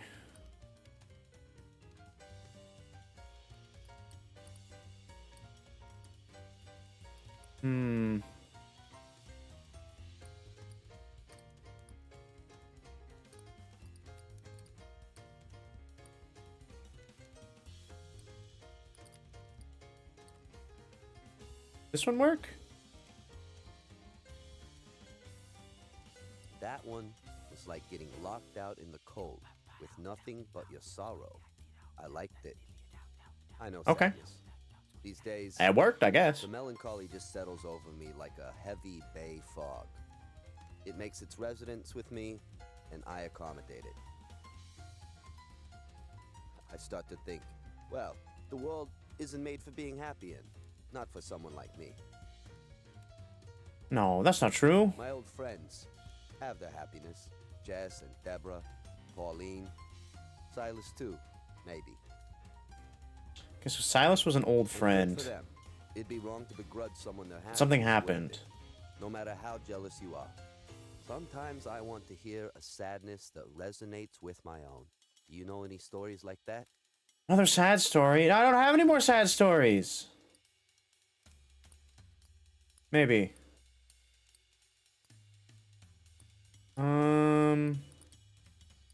Oh, what about this one, though? This one's kind of a sad story. The tragedy in that story, it's real. Have you ever tried writing poetry? We've gained his trust. His eyes open. The space you give to love is the same space you open yourself up for potential harm. That's an old truism, and I'd read all about that kind of thing from Nice. an early age. Kind of nailed it on this It's one. not like it should have been a surprise to me. Still, I wasn't prepared for how much it all going sideways hurt me as much as it did. The way I felt about Silas wasn't like anything I could remember feeling before.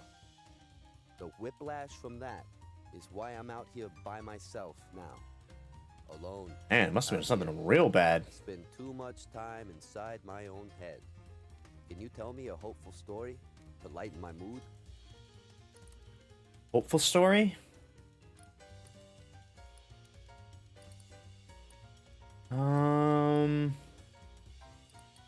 Surely I have another one. Maybe the story about the buffalo.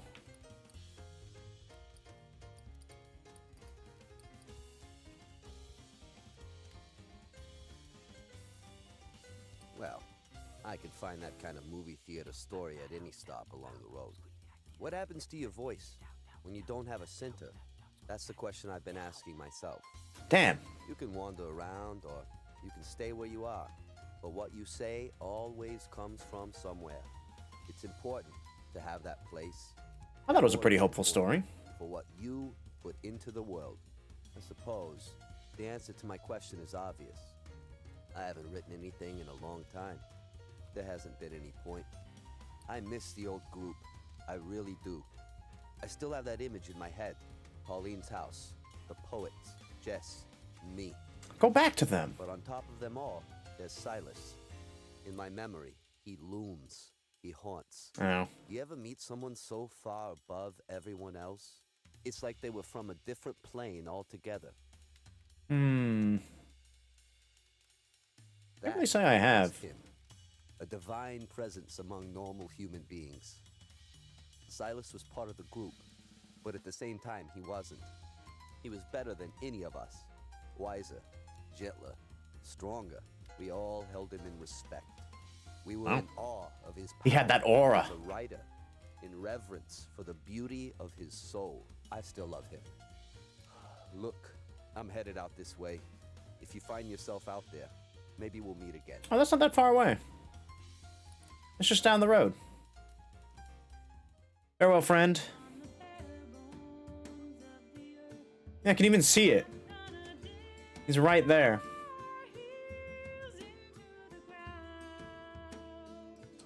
Let's see.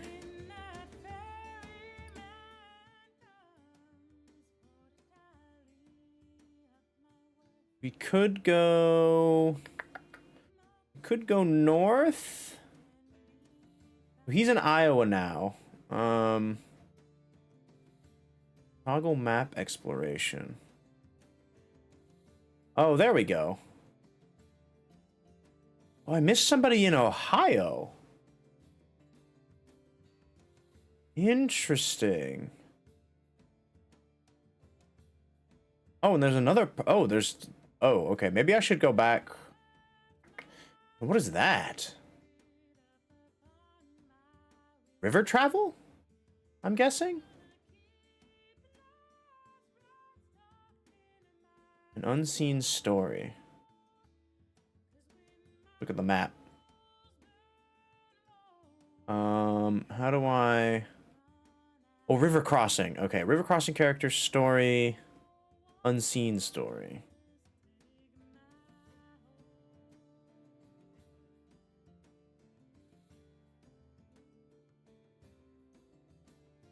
Yeah, let's turn it all off. We got cities, river crossings, train yards, characters.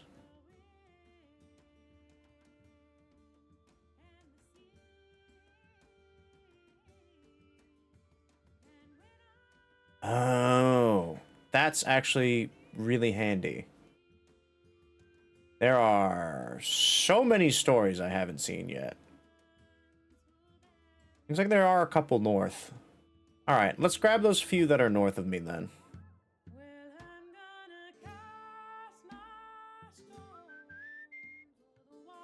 What?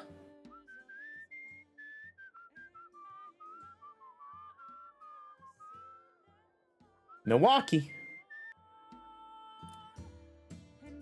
The plants grow and blossom as you watch. The man goes down the line, applying a few drops from a vial as he goes. As a liquid soaks in, each plant pushes up from the soil, unfolding and stretching for the sky. Ooh, that's miraculous. Turns to you. It's quite something, isn't it?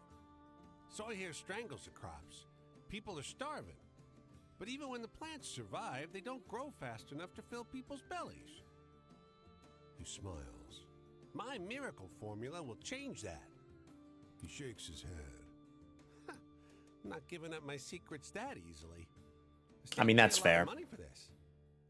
He shakes the vial. He tears off a leaf. Here, try some. What is it, though? What kind of plant are we talking about? Is this like a cabbage? Is this like some barley? What? At first, but as you swallow, the fibrous mass burns in your throat. You fight to hold it down, and your stomach knots tight when the plant matter hits it. You cough and hiccup. The man looks at you, curious. What do you think? It tastes like unwashed death. He waves a hand. Well, yes, there are some kinks to work out, but people are starving. They can't be fussy. It won't be long before no one around here goes hungry again. Your stomach protests. You feel like you'll be hungry again very soon indeed. Seriously, if this causes people to like retch, it's the the dubious man and his miracle formula. What is this? You wait in this soup line for over an hour. It's barely crawling along. You round the corner of the building and see far away a lone pair of nurses struggling to ladle the soup. To hundreds. Gonna be waiting here a while, sighs the mother in the line beside you. Seems like it. You and her get to talking. After a while, the topic drifts into a strange place, and she starts telling you about a spectral rider who hunts... Oh, spectral riders who hunt the ghosts of buffalo. You recognize it as the story about the last-born buffalo, but it's way more outrageous than your version. I know that story. You tell her your version. That's not as exciting, she says diplomatically. I mean, it sure sounds realer than what I heard, but I think Toby likes mine best. She bounces her child encouragingly on her hip. But Toby's too hungry to smile. Nice. My story has awakened. The man lowers his paper as you come near. Dust Bowl devastation. Beaten face is drawn. Yabay. They say it's spreading. The dust is strangling the land. Half my cattle suffocated in the last storm. We cut open the carcasses to salvage the meat, They were filled with mud. Yee. We get a tower, or do we get another empress? Sympathize with his plight? Now we'll keep He walking. calls after you, his voice hoarse. This whole land is dying. If the harvest fails again, people will too. You walk on, past the dust-choked fields of his farm, trying to ignore the feel of sand in your shoes.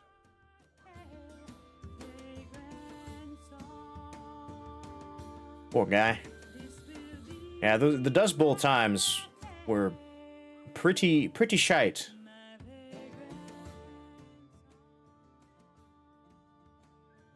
Okay. Apparently there's nothing else in Wisconsin, which is kind of nuts. I do want to go back. I didn't realize Detroit was so far away from... I kind of want to go back over here to Michigan. I missed all these stories in New York and in VT. Wait, what's VT? Uh-oh. Here my knowledge of the United States fails miserably.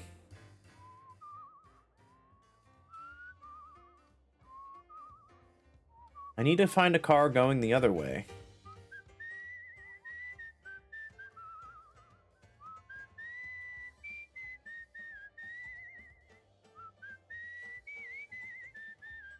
Back to Chicago.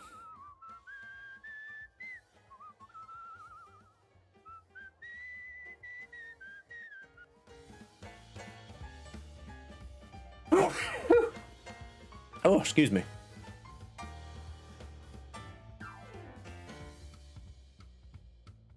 What if I hitchhike?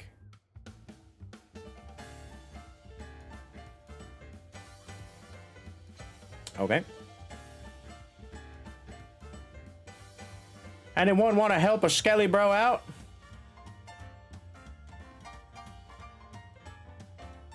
Walking along the road.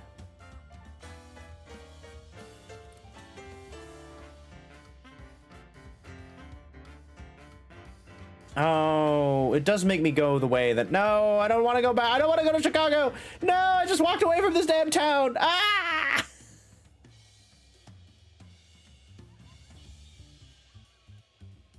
I guess we're back in Chicago. Dang it. Okay, so I do...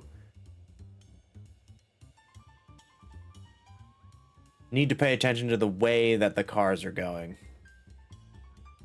How about a train? Cincinnati. Ooh. Cincinnati's way to the south, isn't it? Oh, I suppose we just walk then.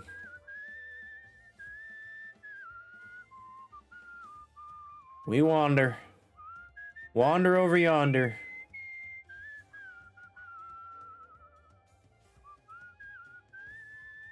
We got my whistling at least.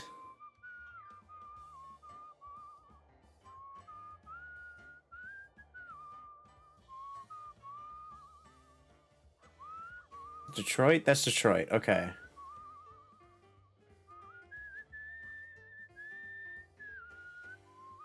Why are none of the cars going the other direction? It's a road. They should be going both ways, should they not? I'm in Ohio. It's Cleveland.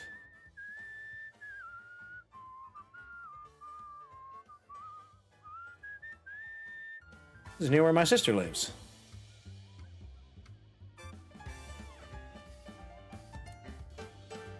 The car is a lifeline, your one hope to escape the encroaching storm.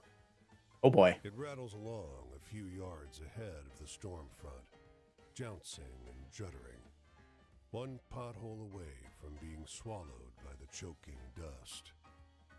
A figure clings to support straps mounted on the back. That's right. Grab the straps and haul yourself up. Oh, Shouts the woman on the back. a fellow observer. She's wrapped in a scarf and aviation goggles, juggling a pen and a notebook while hammering Did we just find some storm chasers? Let's go.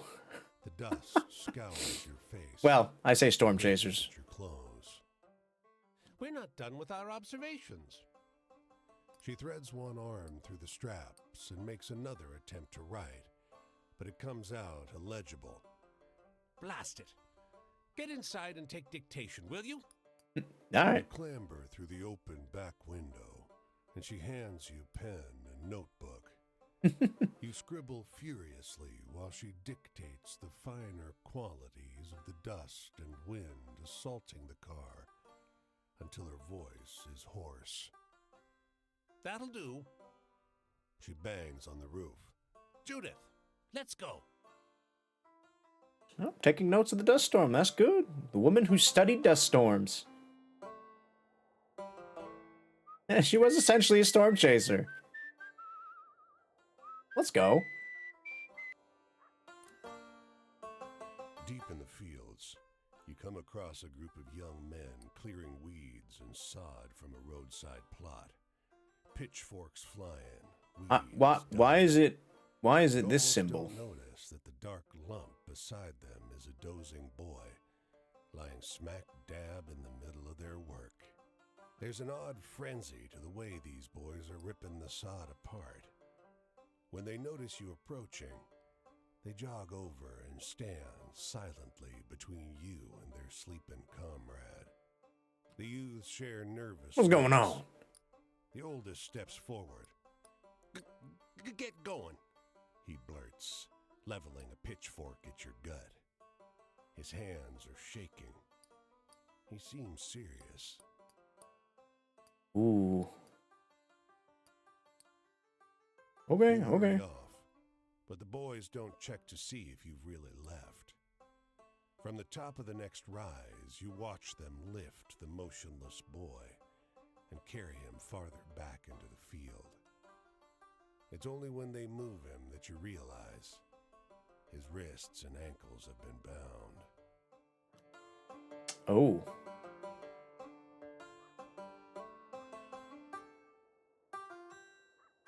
That's a little spooky. Now, who we got here? Franklin.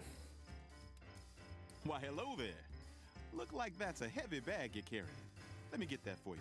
I insist. Oh, thank you, sir. You see this uniform?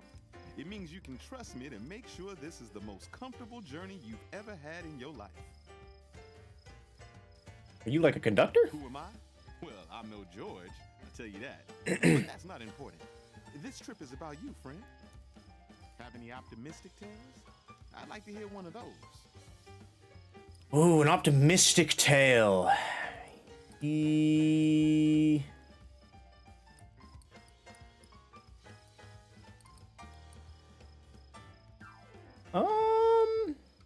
Two lighthouse keepers. Well, I have the story about the brothers. That's super optimistic, right? Just like I told you, friend, miles of smiles. Nice. If you're looking for family, you know why a porter can treat a passenger better than anyone else? Because when you step on this train, you're family. Oh, he is a trained person. I knew It it! doesn't matter who you were before or who you're going to be after you step off. Anyway, I'm in the mood for a good, happy story. You got any? Oh, I don't have too many of those, friend. Another story of Cassidy's verse. Oh, Cassidy gave me a story. I didn't even realize.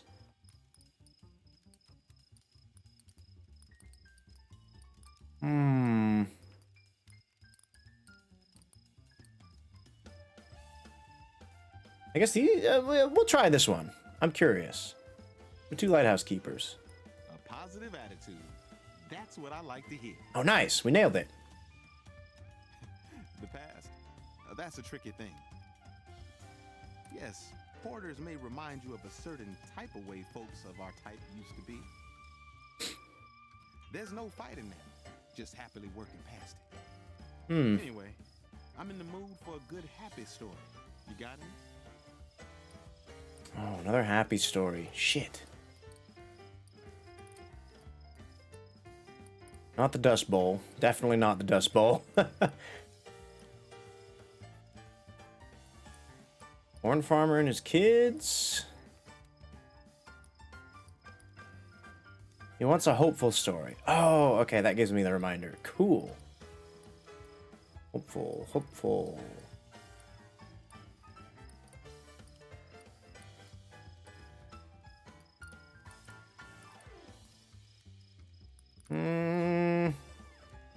I don't got too many hopeful stories, friend. I need to go out and collect more.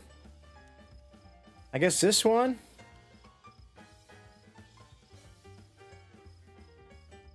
Not sure my brothers will find that one particularly scary.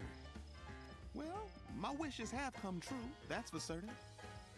When I was a boy, a Pullman porter was the best thing a black man could be. Smart, handsome, well-dressed, and with a salary in his pocket. So you don't see me complaining. Have any optimistic tales? I'd like to hear one of those. I need more optimistic tales. I keep finding all these, like, tragic things.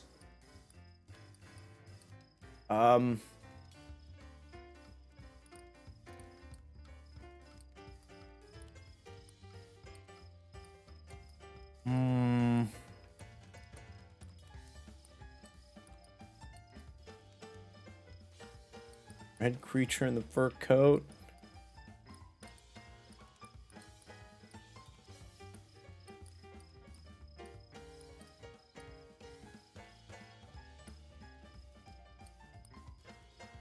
Dude, the buffalo story. That might work.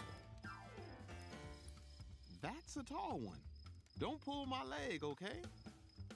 Home is where we go back to. It's where we belong. But there's nothing wrong with spending a little time in the rest of the world every now and again. Tell me something that'll make me laugh. I could use a chuckle. Oh, okay, so this is the last one. A laugh. Oh, I don't know if I've ever been asked for that one. Shit.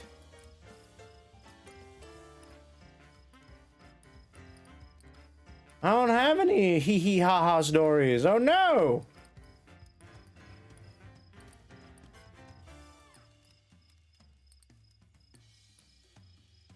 Maybe this one will be funny. I don't know.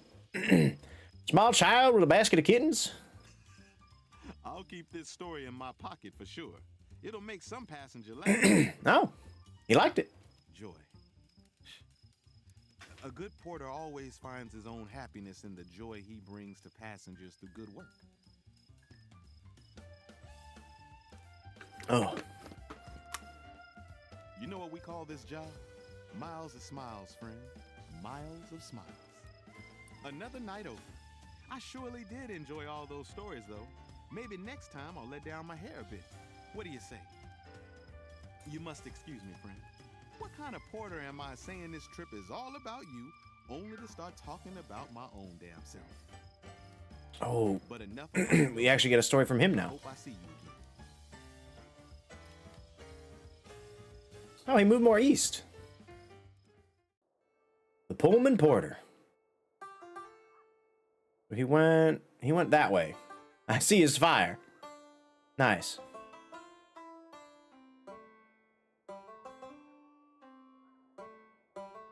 Yeah, we gotta keep going east. We got more stories to claim over here. Nope, not that. The bumper. The bumper is my whistling button. It's how we fast walk. What do we got over here?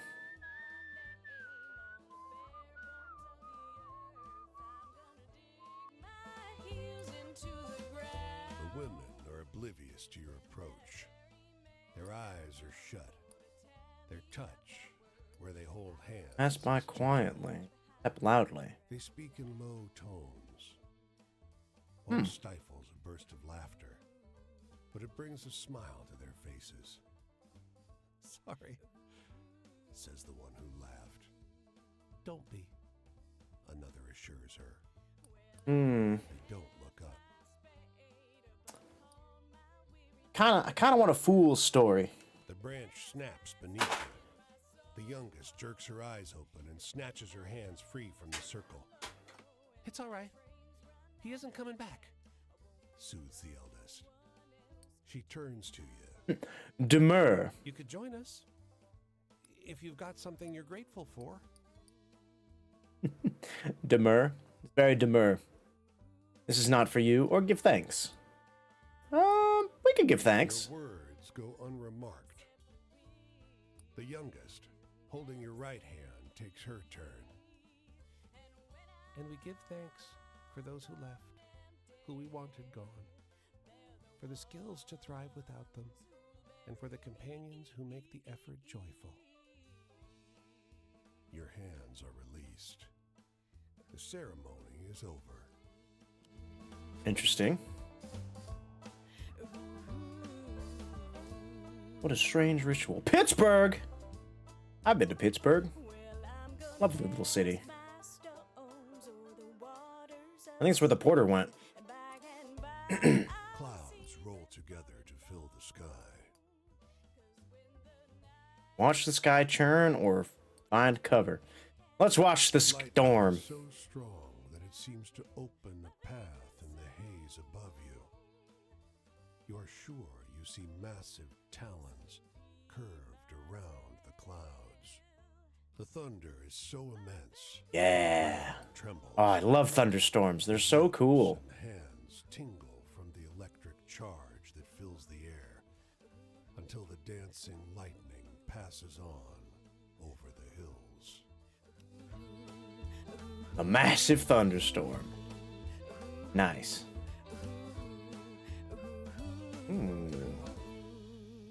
What's this little shack over here? Can I climb the... Oh, I can.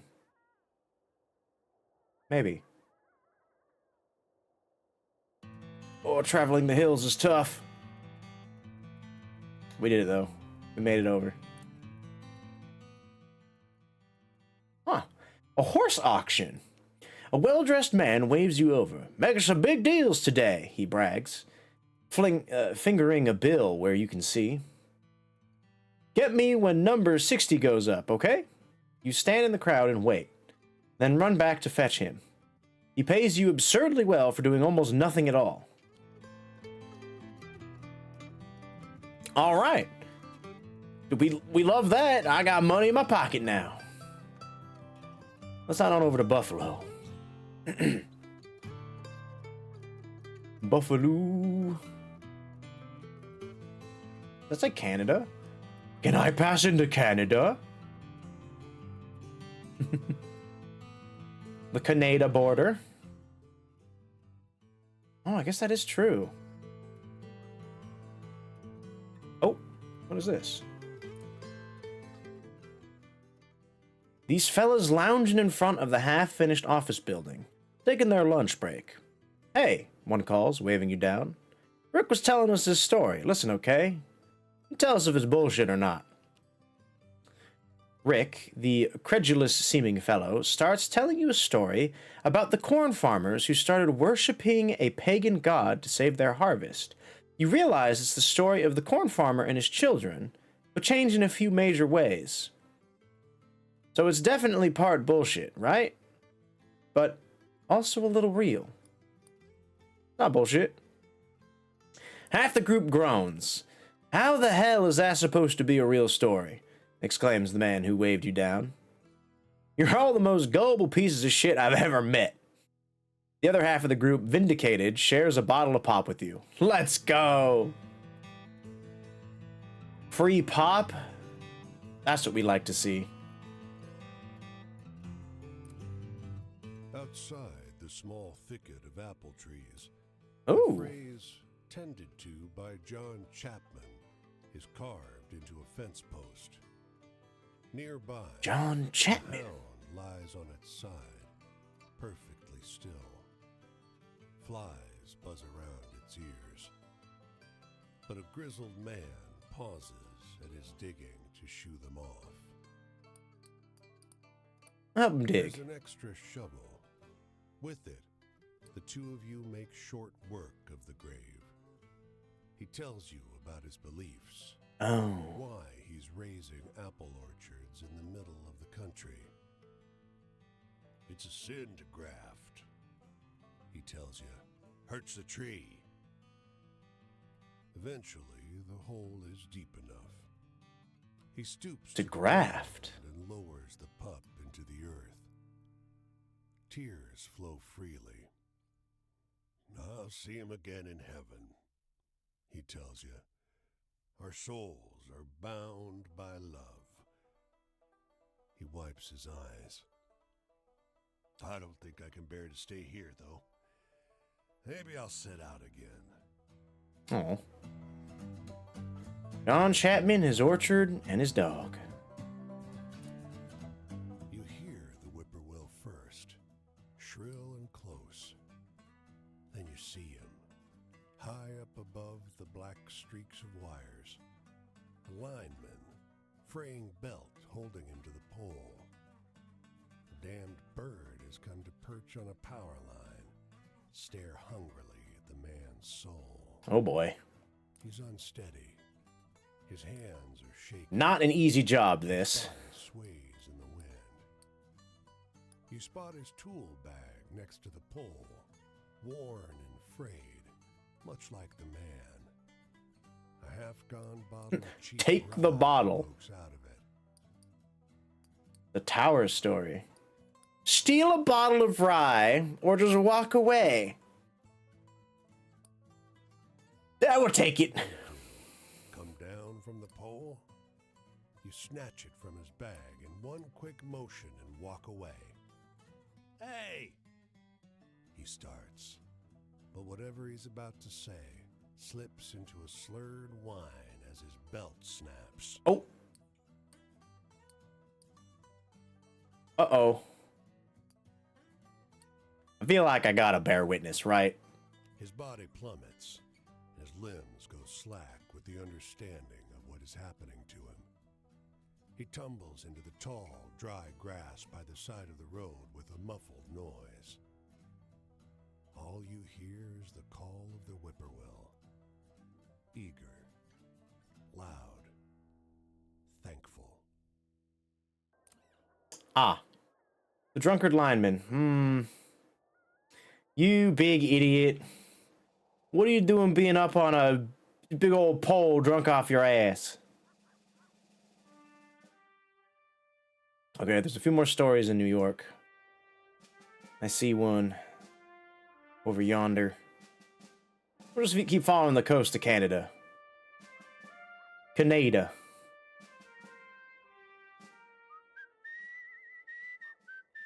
I've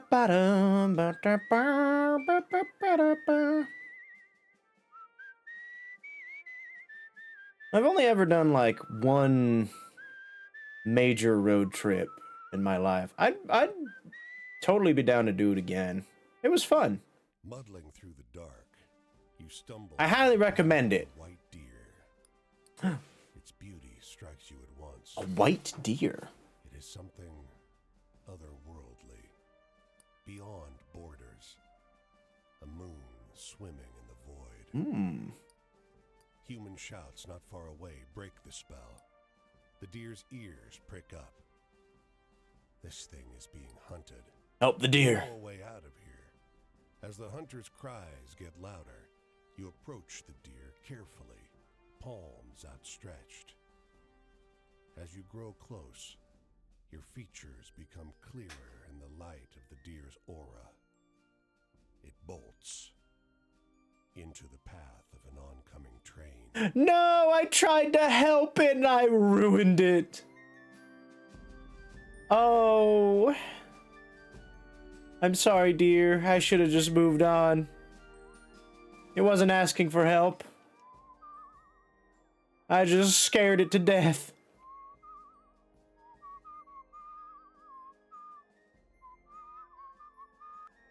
Damn it. Damn it.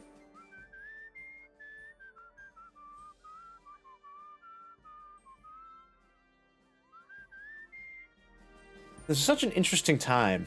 As you walk along the river near an unfinished bridge, men with a tool belt catch a sight of you. Hey, over there, he calls out. You look like you could use a quick way to get some hard-earned money. Hard-earned is right. The bridge hangs high over for a perilous drop. Is it safe or accept? I'll accept it. He exclaims. Suppose you'll want a safety belt. We Thunderbird people don't need 'em. We fly when we fall. He chuckles. Back away, belt up, You find belting up. yourself up high. We're looking belting over up, boys. the river that crashes around the foundation of the bridge. As you work side by side, the man mentions, "You can see Thunderbirds up here if you know how to look." You ask him to explain. What do you mean? What's a Thunderbird? Practice your peripheral vision, if you dare. Last thing you need up here is for them to see you seeing them and come swooping at you. He says laughingly. You only see the clouds thicken. It sure does pass the time working. The man pays you well when you're done with the job. All right. Got some more cash in pocket. I don't know if, like, there's a limit to how much cash I can carry.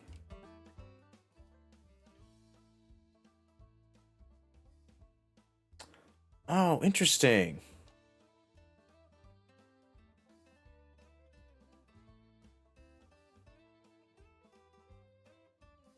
Oh, it shows me my path, too.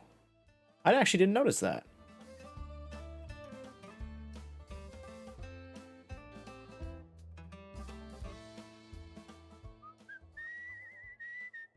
It knows where we've been. But only I know where I'm going. Going up this way. I wonder what the bare minimum amount of stories you need to, like, progress enough through the game is. Of the 200 plus stories that there are. Spread across this country. The big old US of A.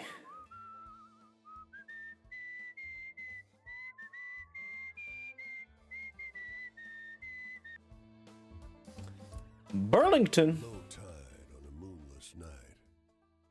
This Is that a beach ghost? stretching toward a receding sea. In the darkness, the sand seems coarse and gray. Alien. The stars are dim and distant. It outshines the stars with its presence. An alien. Sickly colored light. Look back at the shore. Keep looking at the sky. Distorted fire. It slowly creeps along the sky like a vast worm, though you know that, given the distance, it must be moving at great speed. Oh, maybe it's a comet. Its parabola heads south to north. In the far distance, just for a second, a boardwalk town is engulfed in light. With a rumble, its street lamps and windows dim, then go dark. All that you can see emanating from there is an otherworldly color that you can't quite name. Oh. I just witnessed a town get struck by a meteor. Possibly. The man is the color of mildew. Very cool. His smile creases his face like folds in dough. Ugh. He gestures you inside the dilapidated structure. His smile creases his face like folds in dough. What a description. Sleep here. You don't want to rest by the river. Not in the evening. Insects. Man shoves Fair enough. the I hate door bugs. closed behind you. The mill is warm. Fight the drowsiness or sleep. The powder kicked up by your entrance. You realize how easy it would be to drift off on this pile of sacks to the loud but constant sound of the grinding wheels. I forget which this one is, but let's sleep. Pain sears your spine. Why did you sleep at this ridiculous angle? My spine! Planes from being draped over the millstone. That's good the mill is totally abandoned. Its works long ago disconnected. her legs would have been pulverized. Cat. The man is gone. Huh. This is not a place to linger. Hello, Kitty. Hello again. Only been gone for a little bit. How long have we been going? Almost 3 hours. Sheesh. The creepy mill. Oh, hello, cat. Oh, cat, what are you doing? Oh.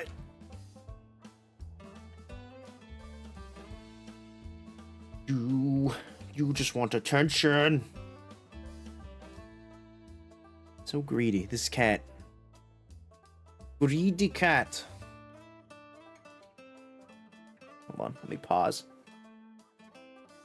Eh.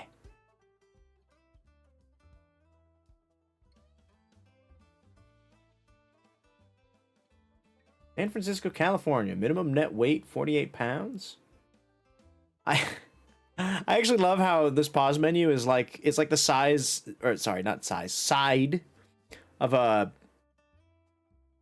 like a fruit truck or fruit crate. Hello, cat. Rubbing your face all over my microphone. Are you trying to have the good people hear you? Trying to get their attention?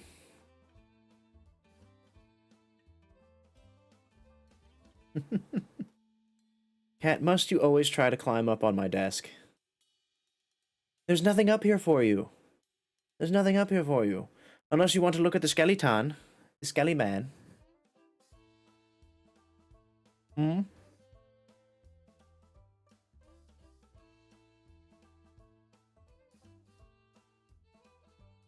you quite done? Are you quite done?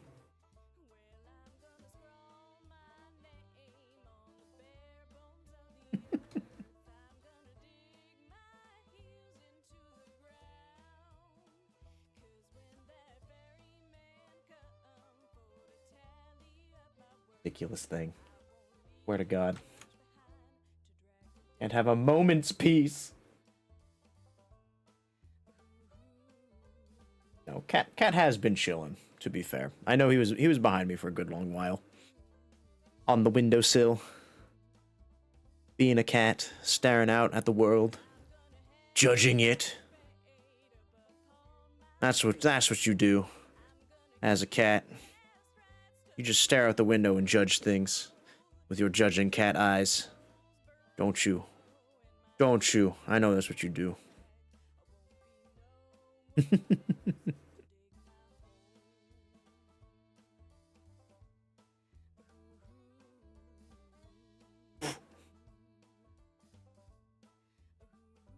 What are you doing?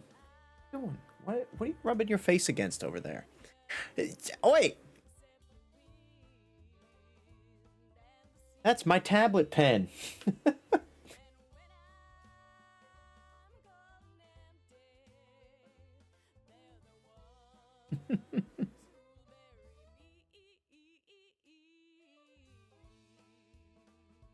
You ridiculous creature.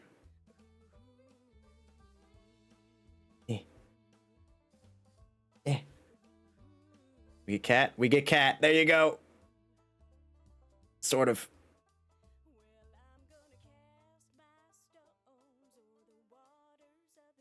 A little bit of cat. A little bit of cat. Oh.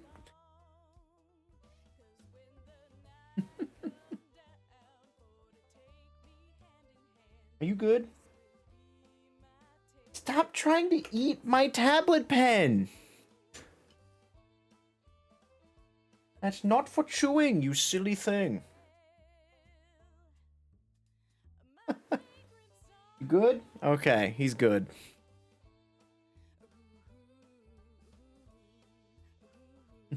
Rare cat occurrences. This would normally never happen. Alright. We getting sleepy. Oh no. What happens if I, like, run out of... Oh, wait, what's this? If I get so tired, I, like, pass out. Do I just pass out on the road? Like, what happens? Oh. This barn seemed abandoned, but soon after you nod off in the musty hay, you're awoken by the yowling of cats. And a little girl who wandered in with them shrugs. You can stay, she says. Dad isn't working down here today. She's right. You get a full evening of unbroken sleep. Well, that's kind of eerily fitting. Girl with some cats.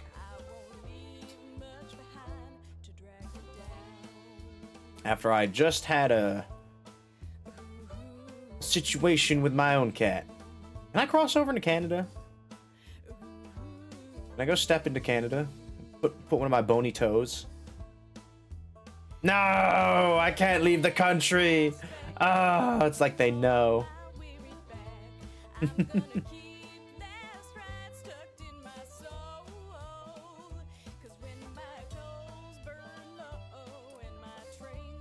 few wanderers like you are looking for a place to camp.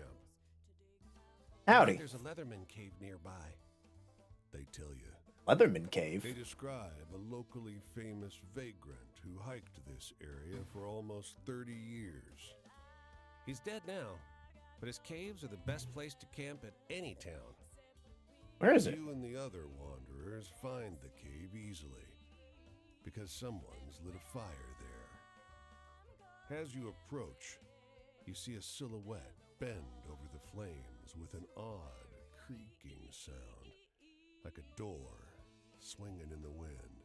His coat is crudely stitched from leather plates. You know you're getting old when you actually are creaking. The Leatherman. One of the others whispers, A ghost.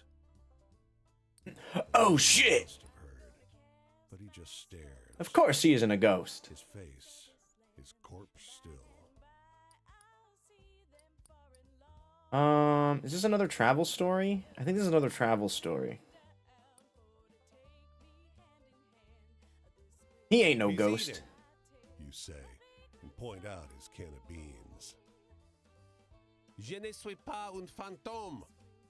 The Leatherman says, and adds, Idiot. Oh, bursts your companion. Canadien. Soon, he and the Leatherman A Canadian! A wild Canadian out in the wilderness! has a safe place to rest. Let's go! I mean, that makes sense. We are right on the border of Canada.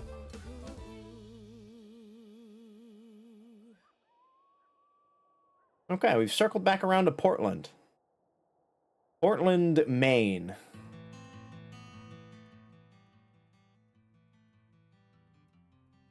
Nice. We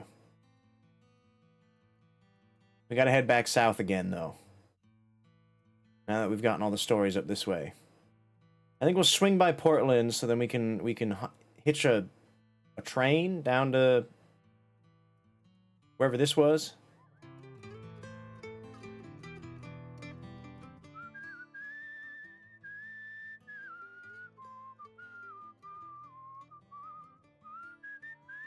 It kind of seems like time of day doesn't actually really matter, like at least in this overworld traveling bit.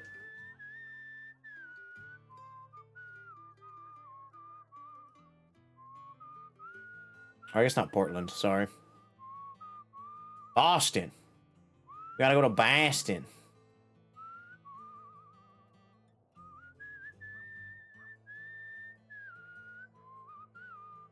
Hop on a train, go south.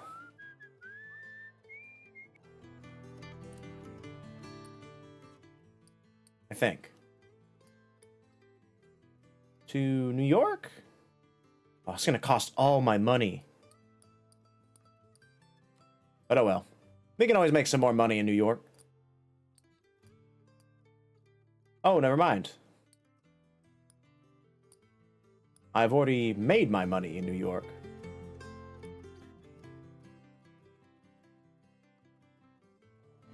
But there is a story here, it would seem. Is it that crow again? A jet black crow aligns on the low branch of a twisted tree. Look at you, it caws.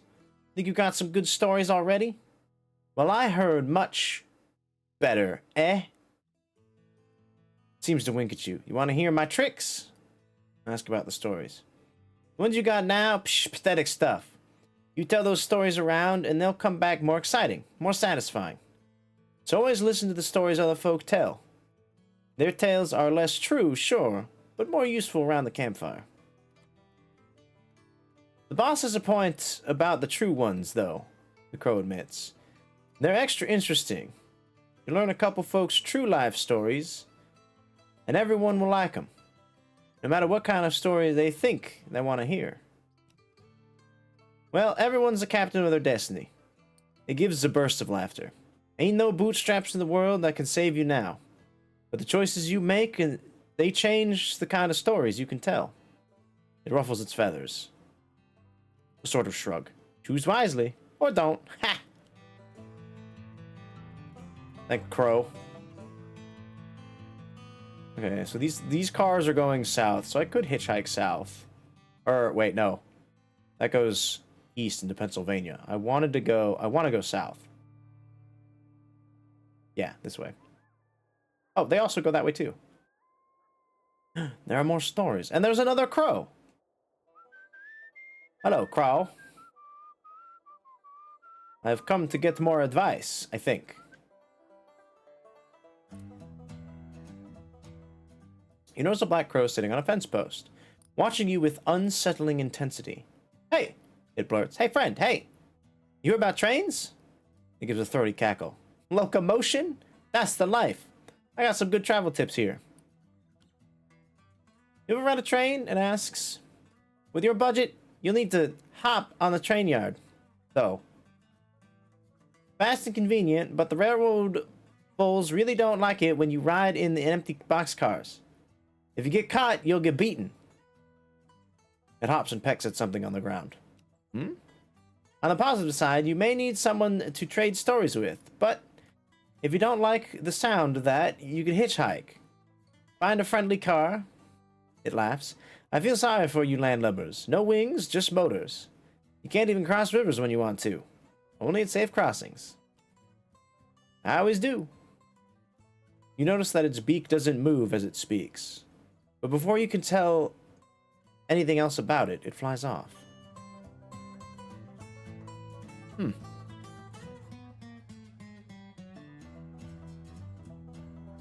Okay, so train yards get me a ride for free.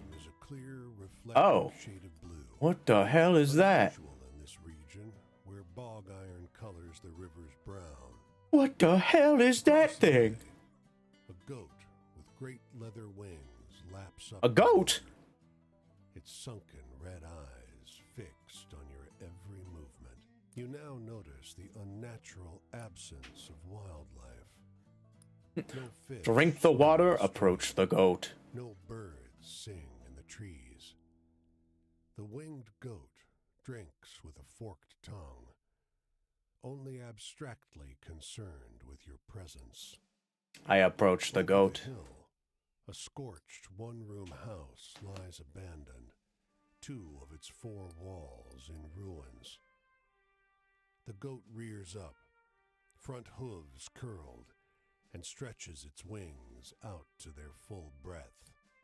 Draw The closer. goat opens its mouth and wails, a protracted, shrill sound, indistinguishable from the cry of a human infant. Okay, I hate that. It only begins to stop when you take several steps back. Okay, chill, brother. The winged goat doesn't follow. Instead, it lies down inside the burnt house, surrounded by portraits of a large family, glass frames. The winged goat by the pristine water.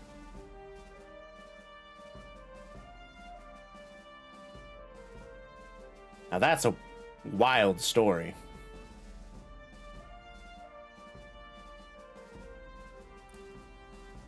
The hotel is an old manor A house couple of lads. seen better days. A grand structure surmounted by a gambrel roof that dwarfs the house itself.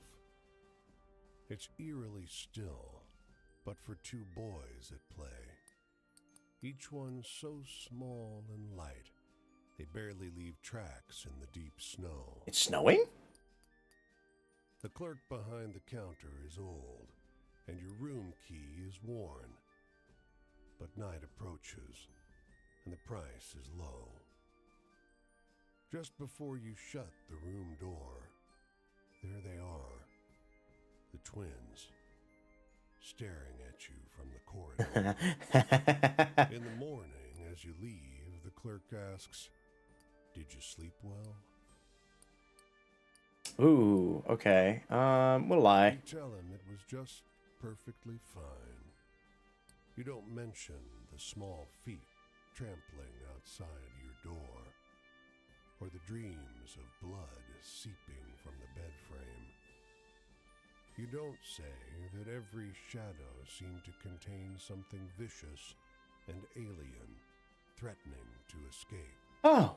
The snow is turned to a dirty slush that clings to your shoes. Maybe we should have told the truth. On your way to the road, you feel the stare of 4 tiny eyes somewhere in the shadowed eaves of that crooked house.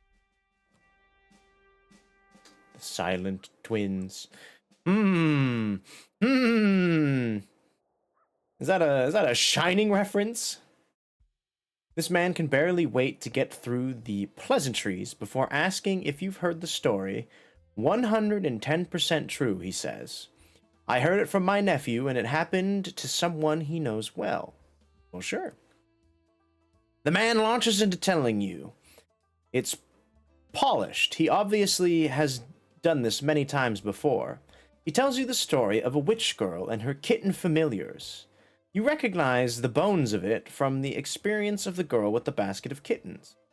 It's been embellished in the interim, though. Afterward, you thank the man and move onward. You'll have to remember that version, even if it's not quite what happened. It's a good story. He leans against a fence and turns to Pigeon Man. face you as you pass him by. At his back is a bag full of bird seed. He assures you that the gawky birds perching on his body are the last remaining passenger pigeons. Passenger pigeons? They look extinct to you? You're not sure those dull gray pigeons look anything like the pictures you've seen of passenger pigeons. Have I seen passenger pigeons before? I don't know what the difference would be. A little too intently. Say, you like birds? Sure. Lovely creatures. Guileless, really. I don't mind birds. Birds, I actually quite like birds. Birds are pretty rad. He strokes one of his birds under the chin. You think you see drips of blood flecking the creature's dirty gray head. Oh, that's a little, You sense concerning. It's about time you start moving on. You be kind to the little birds now, you hear? You hurry along the road. Yeah.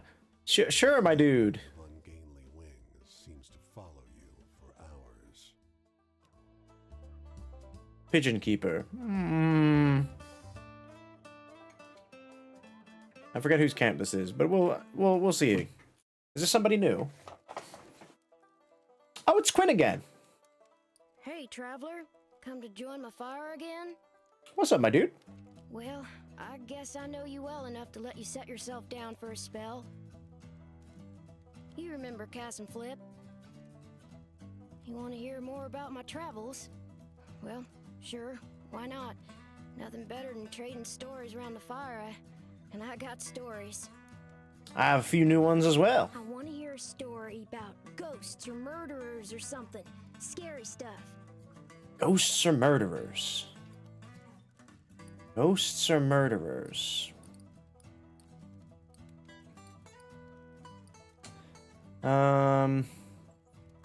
Rider in the Woods? You spin a good yarn. I was shivering there for a little bit. Let's go! Traps and such like. Well, one one time in Fort Worth, a feller tried to take Cass and Flip away. Not the See, dogs. The kid couldn't look out for 'em proper like. That they were fat in Fort Worth and they were going to the pound so that he could find 'em a good home. Well, before I could much argue, Flip bit the hell out of that busybody, and Cass and I joined in shortly. I don't think I ever seen a fella so surprised. Yeah, I'd be a little surprised too if the child started biting me. Guess I ain't going back to Fort Worth no more. Hey, do you got any really thrilling stories to tell? I'm hankering for one of those. Thrilling story.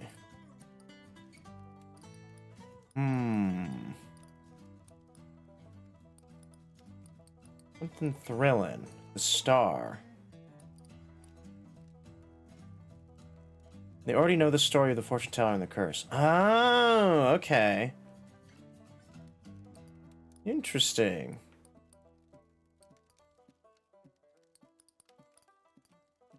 What would be thrilling?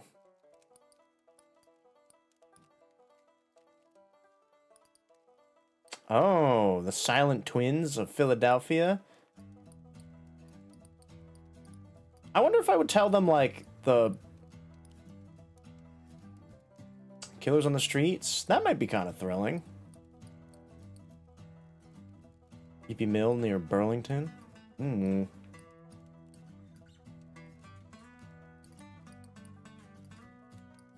think Pigeon Keeper, nah. Tell them the Buffalo story. That's pretty thrilling. Well, that was a lively tale.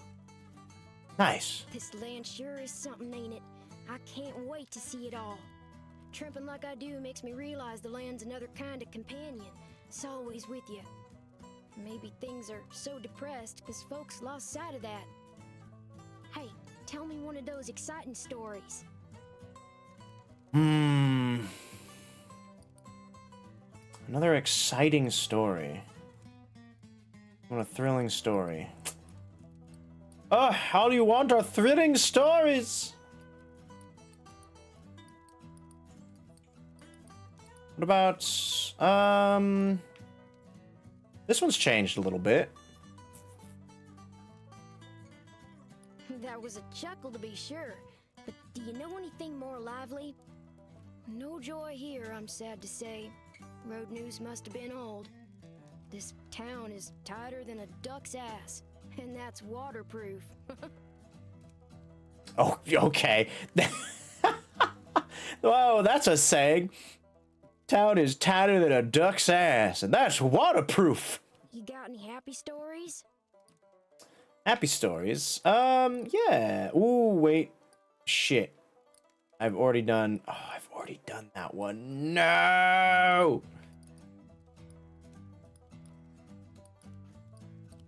I've already done that section. No! Ah! Ooh, telling him the story about the dog and the dude, might not be the best.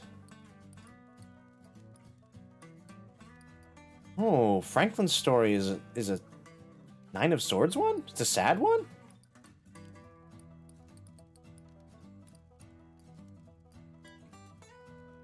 Oh wait, no, this one.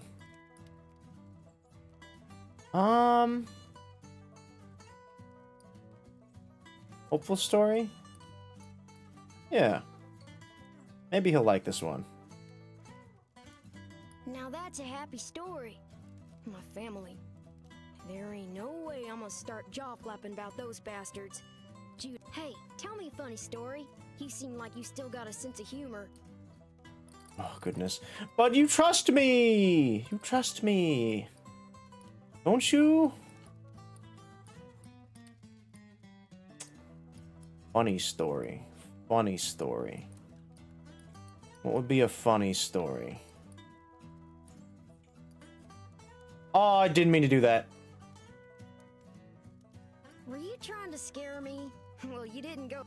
Wishes come true, huh? If I had to say, It'd be great to have red beans and rice cooked with some fatty bacon. Ooh, that does sound good. Supposed to be a Mississippi River specialty, but I ain't never had it. Oh, heck, the night's over already. I sure enjoyed talking to you, but I gotta get on. I think I'll see what's happening up the road this way.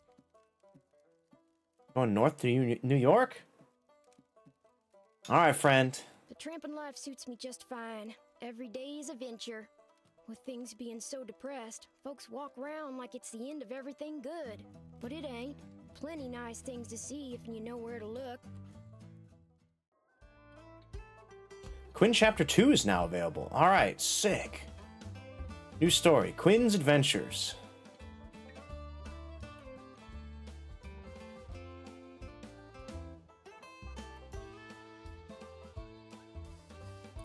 All right, we're immediately rolling into whoever this is. Mason. My twin brother Paul and I always got into trouble, but we were good. We didn't do nothing to anybody till we left. Oh. Then we hurt a lot of people. Me, more so than Paul, because he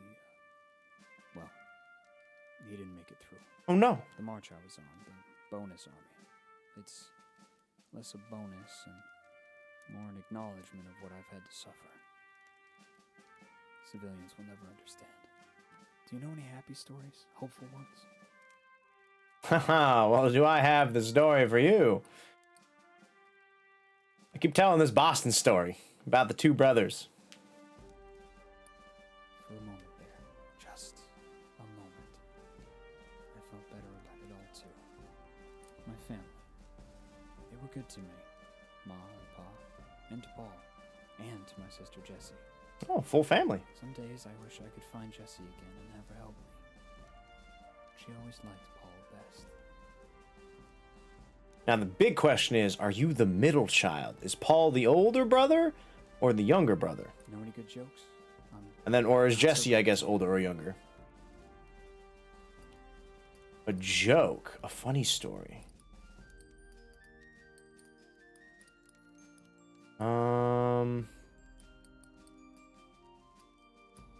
The worldly stories.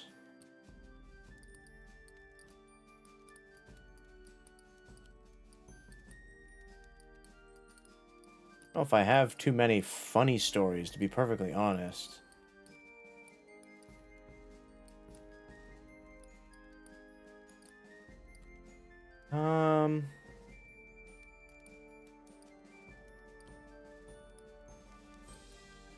When I said a funny story, well, okay, hold on. Girl with the wheelbarrow.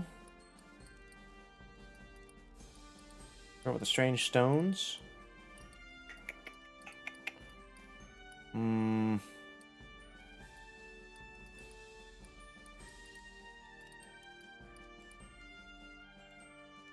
Oh, definitely not.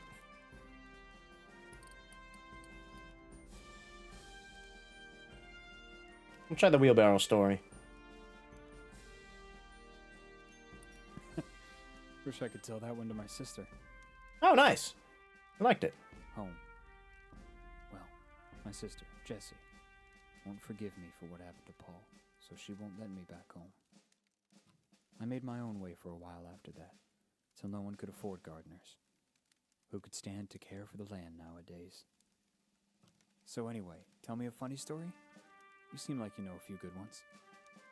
Alright, another funny story. Oh, I don't know any. I don't know that many, I feel. I feel like I just keep getting sad stories.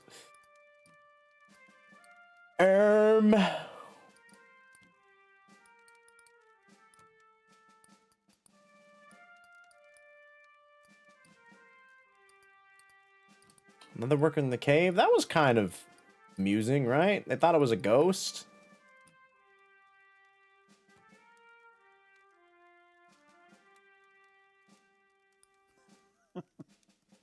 Oh. Paul would have liked that one. He liked it. My faith?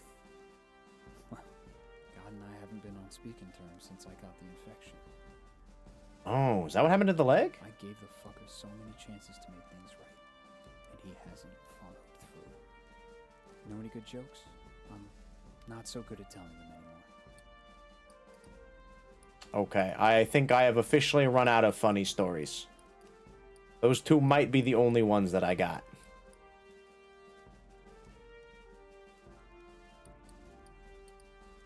Definitely nothing in sadness.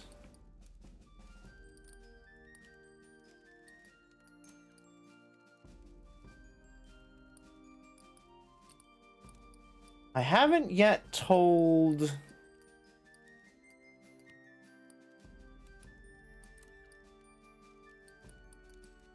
We'll give it a try. I've already opened his eye all the way. Wish I could tell that one to my sister. Love? It was a real long time ago. I pulled a ribbon on her hair, and her pigtails came undone, and she tattletaled on me. Never really tried after that. Oh. Tell me a happy story. Something to make the world seem kind. Oh, you know what? I can actually... I know it's under sadness, but I feel like... Franklin seems like a happy guy.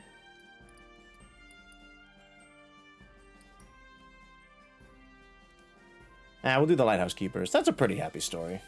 I liked that one.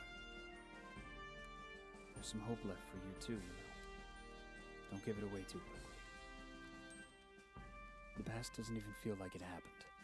It feels like it's happening in every moment, in every slumber. When your memories come back to you, do they clutch at you? At your heart? Here's the sun. I've got to go. I'm headed up the road this way. Oh, he's going up north, too. All right, friend. Days come and go and the terrors return. They'll never be able to pay back what they owe me, but I'll always keep at 'em. What about you? Is there something somebody owes you? A great war veteran. Mason's loss. Damn, I got him to chapter 2 super fast. Fucking kind of, like, crushed that one. Washington. DC. I need money. I'm broke as a joke. Look for work. Miraculously, you're one of the first people in line when the factory's door opened. You join a crowd of people streaming through the machine room toward the back when the doors to the furthest storage room open. Though the folks in the front ranks recoil, a few even scream. What the hell? You want to get paid, don't you? Shouts the foreman. Get in there, get in. The folks behind you shove forward, and soon you're pushed inside. Holy shit, this room is full of fucking snakes. Huh? A snake room? Nope. Stay and work. We work, baby. Grab 'em, shouts the foreman, passing out nets. They're harmless. The remaining workers get over their fear and start scooping up snakes by the netful. The beasts hiss pathetically. You dump them into a chute in the far wall. It's better pay well. It does pay pretty well. During lunch, you rest on the warehouse floor. The snakes pile up in the corner and watch you with their enormous suspicious. It's then that you glance out the window and notice the fading logo on the sign outside. Sylvester Brothers Fine Boots. Poor snakes. The mailman's uniform is dated and worn. He sits on the edge of the road, head in hands. He looks up as you approach. Some snake leather boots? Can you help? Car clipped me. I think my legs... Well, I'd appreciate it if you could deliver this for me. He holds out a brown envelope. The I can letter's deliver that. addressed to a James Gibson Sr., 120 J Street. But the city stymies you. The blocks Stymies run you. straight from I to K. You stop a man for directions, but he shakes his head and laughs. Someone's playing a joke on you. There's no J Street. I keep looking. Over here. A woman in a brown coat overheard your question. She steers you down an alley. Someone's chalked a big orange J on one wall. I thought Clovis was late. Go left up ahead. Old Man Gibson's the third on the right. Going As you alone. round the corner, the world changes. J Street is a place out of time, like the city forgot an entire street a century ago and carried on around it, oblivious. Ooh. It's like a Even Diagon the Alley noise type and bustle situation. of DC can't penetrate this little pocket. The man who answers is ancient and stooped. He peers at the letter. I think it's from my son. I don't see so well anymore. Will you read it to me? You tear the letter open. It isn't good news. Ooh. Be lie or tell him the truth.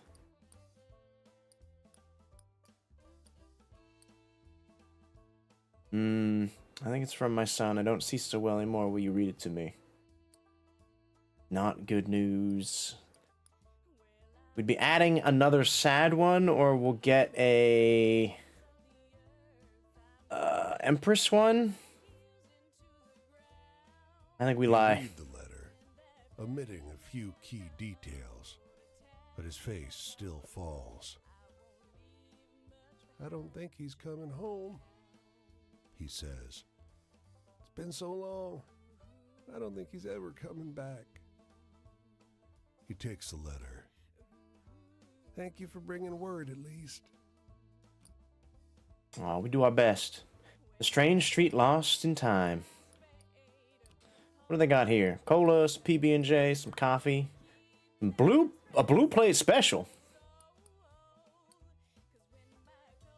I like how the coffee helps with sleep.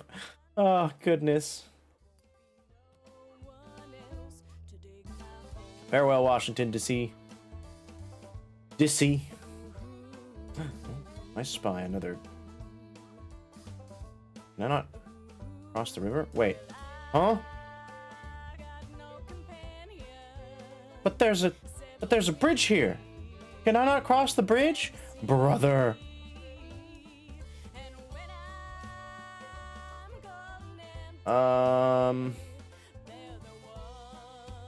How far down does that go? I want to go meet that person. I want to go see some of the stories that are down south.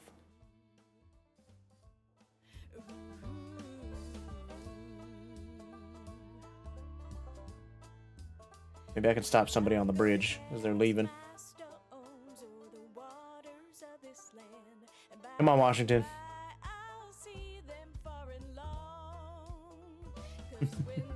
Come on, Washington. I just need one of you. Let's go. Thank you, stranger.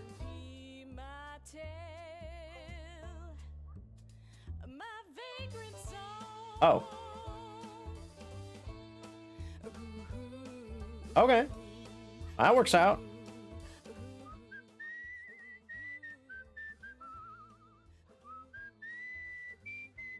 I'm coming to get you, whoever you are. Actually, I'm gonna grab these stories first before I meet them, just so I have some more ammunition. His clothes are expensive, but unkempt. A tailored jacket stretched and warped out of its best fit by long days on the road. Nice hat, though. His thinning frame weighs down the boxcar next to yours. You got a light, friend? You offer a match, which bends and nearly snaps as he scratches it against the pitted iron edge of the boxcar. Jesus. Thanks, he mumbles, perching one last cigarette on his lip. Don't rightly know where I'm going. You notice how deeply wrinkled his clothes are. It's as though a huge hand plucked him from a high society party and crumpled him up like a sheet of paper. Don't rightly know how I got going either. They built a railway just past Missy Hudson's estate. Damned racket ruined our soiree. Might have been a few bottles of Armagnac too many when I walked down the tracks to tell them to keep it quiet. Oh. We dra- burn low and my trains run out of track.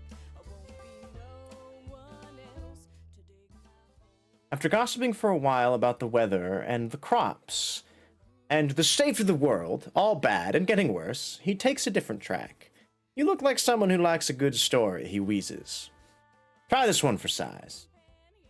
After loudly and repeatedly clearing his throat, he tells you the story of the spirit of a buffalo, which must run each year to protect his kind from extinction. It sounds a lot like the story of the spectral riders who hunt the ghost buffalo, but with some parts changed and other parts added. When he grins up at you, the conclusion of the tale you gave him... Oh, wait. The conclusion of the tale, you give him the effusive praise he's apparently expecting. Effusive. Effusive? I've never seen that word before.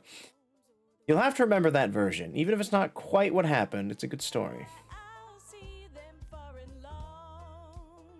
'Cause when the night There are people shouting and laughing inside this restaurant, and a man sitting alone on the porch like a statue. When you sit beside him, he gives you a weak grin. Look at us. Tired? I get so tired. Can't even celebrate a job done. WPA. A Planting job? trees. He tells you about the hours he spends Oh. digging holes in the sun. Collapse has been hard on folks, but I didn't have a Do be job hard before work. all this. Now I'm doing good. Kind of glad things went to shit. He hesitates. Is that wrong, do you think? Hey, you gotta make the best of it, alright? Nah. His head sinks onto his chest. I'm never sure, though, he says. Never completely sure. Then he glances up, forces a smile. Did I lose health for And offering an that? apology, he makes you a gift of half his sandwich. Jesus, I'm really pulling down the mood. Conflicted. He's very conflicted. Where's my health? Inventory? I still haven't gotten anything. I wonder, are these the gifts I'm supposed to, like, do I get gifts? I've had 42 stories now? Jeez. Journey log. Oh. Oh, that's cool. I really like that.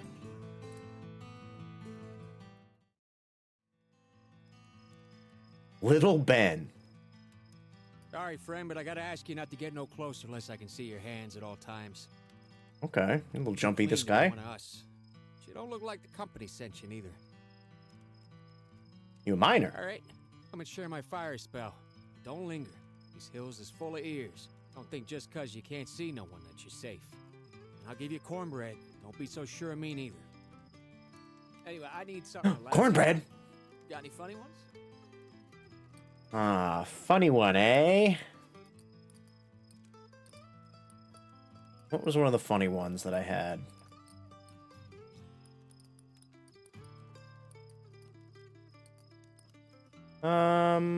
This one made the other guy laugh.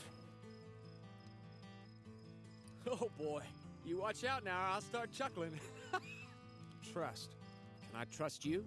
If I asked you how many widows were made when the number 9 fell in, would you know? The number 9. What year it was when they walked Samuels and his boys down to Big Sandy and done them like criminals? I don't know what that is. You heard the word of Mother Jones? If you can't answer these, I can't say much. I need a laugh. Know any good jokes? Another funny story.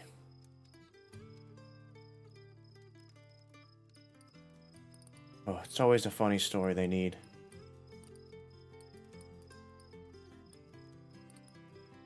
Talk about Franklin. You know what? Let's just give it a shot. You got some wit, stranger. Oh, sure, I know sadness. Sometimes I get to thinking that just because you're right doesn't mean you ever get your rights. Times like that, I feel like all them cold flecks are just settling in me. Like I'm gonna become part of the mountain's guts, one way or another. Got any funny stories? Must have a couple. I only have so many. I just realized this is the only one of this category that I have. You know that? Joy, huh? You ever hear music in a cold Of town? joy. I don't have that many Falls joy on Sunday, ones. You hear church singing. I feel like those ones are going to be really rare. Listen for a while and cry. Sure enough, it's a cry. Colored folks, harmonicas coming up from one end of it, joining in. Sound of strings from Italy. The type of song has no country. It's the sound of the workers' choir. See anything exciting out there on the road? Mostly I just seen dogs. Oh, we want something exciting now. A thrilling story. Could tell the buffalo story again.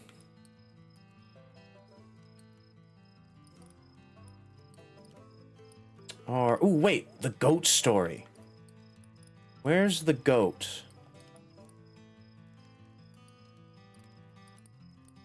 Where's the goat? I thought it was this one. Or have I already done it? Shoot.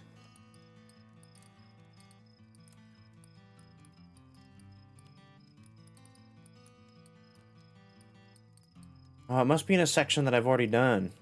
Damn.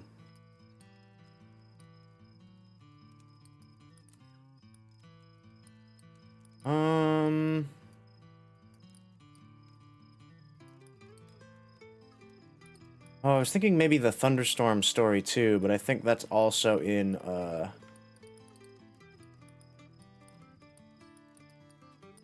something that I've already done. Shoot. Okay, let's do the buffalo story. That one's exciting. Should be popular at mealtime where I'm from.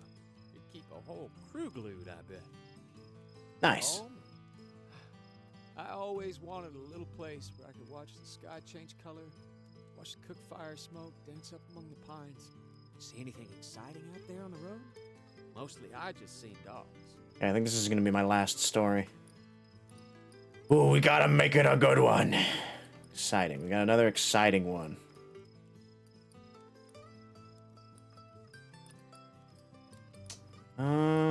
Could probably tell about Quinn's adventures.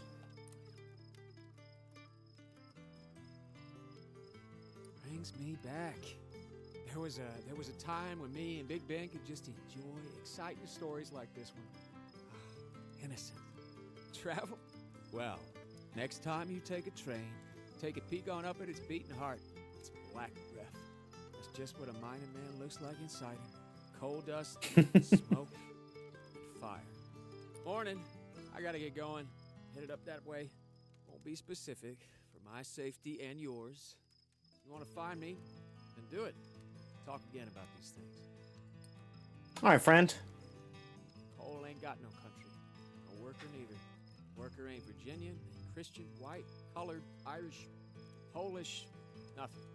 A worker is a worker. We all gotta work. Y'all gotta work. If you think I sound red, you best come out and say so. Get it over with. Ah, he's a real man. Little Ben, chapter 2. Nice. We're flying. Wait. Another story? A kindly old man, sharing the shade under the bridge with you, tells you a few rambling stories. Some true-seeming, some conspicuously less so. All true, he assures you. There's a history in this place, going all the way back to the Indian times. Strange stuff happens around here. Can't all be true. Sure it is, he scoffs. And then, as if to prove himself right, he launches into the story about a tyrannical farmer whose son killed himself in the grain silo. And this one, you know. It's a story of the dead boy in the grain silo, but wilder and stranger than you remember. I know that one. See then, the old man laughs. I ain't pulling your leg, it's all true. Dead boy in the grain silo became a little bit more. Let's keep heading south. I'm going south, right? Yes, okay, good. My sense of direction is impeccable. We're on the border of Virginia and, wait, excuse me? What? The Northeast? And the South. Oh, that's like the border of the... I see. The big border. Downtrodden folk have transformed this public park into a shanty town. People wander in and out of makeshift shacks. What the fuck is that? Cardboard and rusted metal. No one seems to mind the demon who roosts on an unconscious neighbor in broad daylight. The demon throws both his hands up. His little wings flap with nervous energy, like a hummingbird in flight. Whoa, whoa, whoa. Easy there, friend. Ain't hurting anyone here. Just feasting on some nutritious dreams. Oh, that's all. That's fine. Yeah, you could... dreams, that's nothing. Don't worry about him. Can't move a muscle while I'm perched up here. The wind carries over the demon's breath. The scent of a lit match dropped in a trash can. Ah, nice. We love that dumpster fire breath smell. Decide what to eat. Help me out. Dream of love or a dream of fear?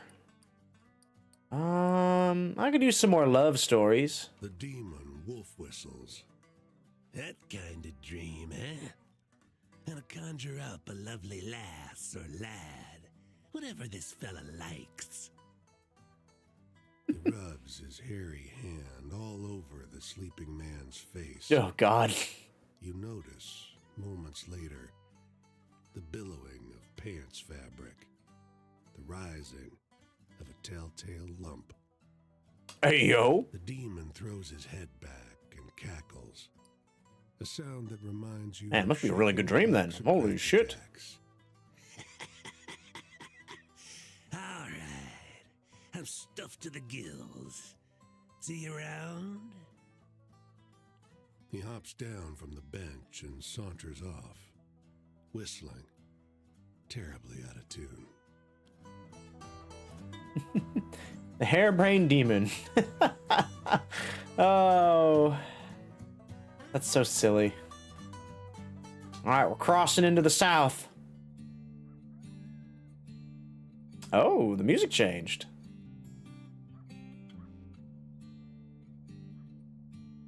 I wonder if the music changes depending on what state I'm in. That would kind of make sense. Man, they would need like a ton of music then.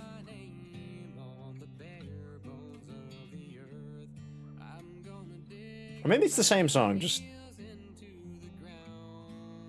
like different covers? I don't know. A sign in town says a farmer is hiring for the sugarcane harvest. A bag-eyed man drives you and 10 hungry strangers out into the cane, where he leaves you. Everyone gets a hatchet, but no instruction. Foreman is I think this is the first one of these stories I've gotten. What to do. Oh, great. A young man in a red jacket stuffs all the hatchets in his pack. This is stupid, he says. I'm leaving. You can get $5 for a nice axe like this. He marches off into the cane and others follow. Don't! A young woman shouts after them. It's not right. You don't know the farmer shit? Oh, she's right, though. Thief left some hatchets behind. So you and the 3 chumps left start chopping cane. It's brutal work. None of you know what you're doing. Keep going, the girl calls. Her hands are bleeding, and her face is bright with sweat. Soon, her cane is piled high. Chop, chop. Sometime after noon, the truck rolls up with a boozy foreman riding shotgun.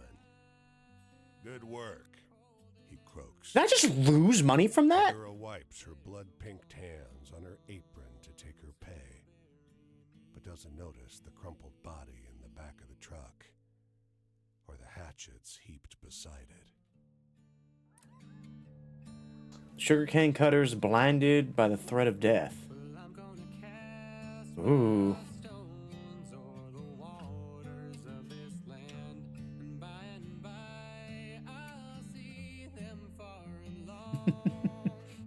I just love the, something that's kind of caught initially was just the fact that you are a giant skeleton on this map. I realized that, you know, they had to symbolize you somehow, but when I initially saw this game, just a giant skeleton man with a satchel on his pack, or on a stick, wandering around the United States, I can't help but laugh. You rest in a field where a well-dressed stranger talks your ear off on all manner of subjects. Ooh, first one of these, I think, too. Fireflies in summer. Finally, I think we're filling out the whole tarot. After a while, the mood shifts. Heard my death bones this morning. Death bones? Heard 'em rattle like clank, clink, clank. More startling than wind chimes in a tornado. He plucks dry grass and chews on a piece. Ain't much time left now. You seem young, Don't though. matter. I'm fine. Got my savior waiting at the pearly gates. The man shifts uncomfortably. At least I do as of this afternoon, I hope. Nearly knocked the pastor's door down earlier. Sure was good to meet you.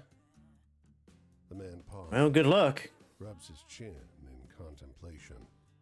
Don't let the bed bugs bite. He walks off. That's what you say to somebody going to bed, isn't it? After his silhouette becomes small in the horizon, but before he vanishes, What the heck? you see him collapse to the ground. Oh, shit. A man who seemed alright with death.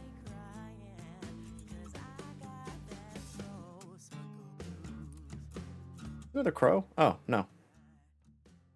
These folks are setting up a cooking tent in the corner of a fairground. Beyond them, bigger tents rise like clouds.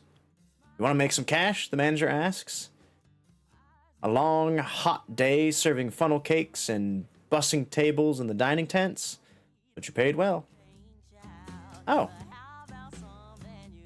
Hey, you know, if we could get some of them funnel cakes for the road, I would happily do that. Oh, I love funnel cakes. They're so good.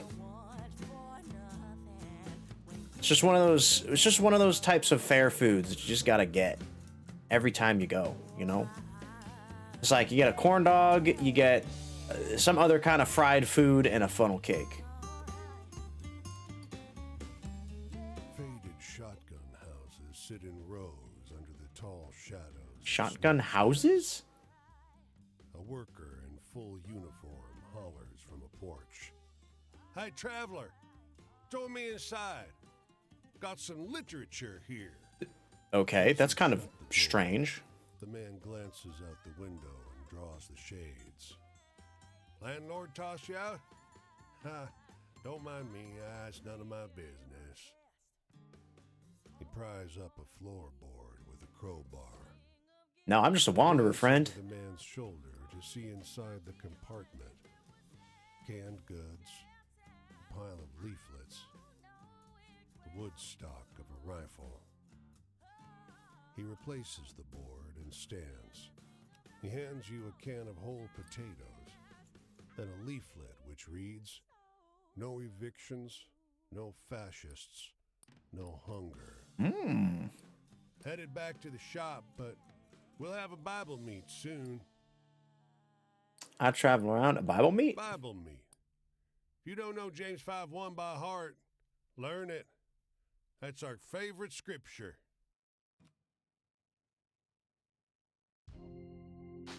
All right, fair enough. Yeah, I see a few more stories over here. I see a fire over yonder.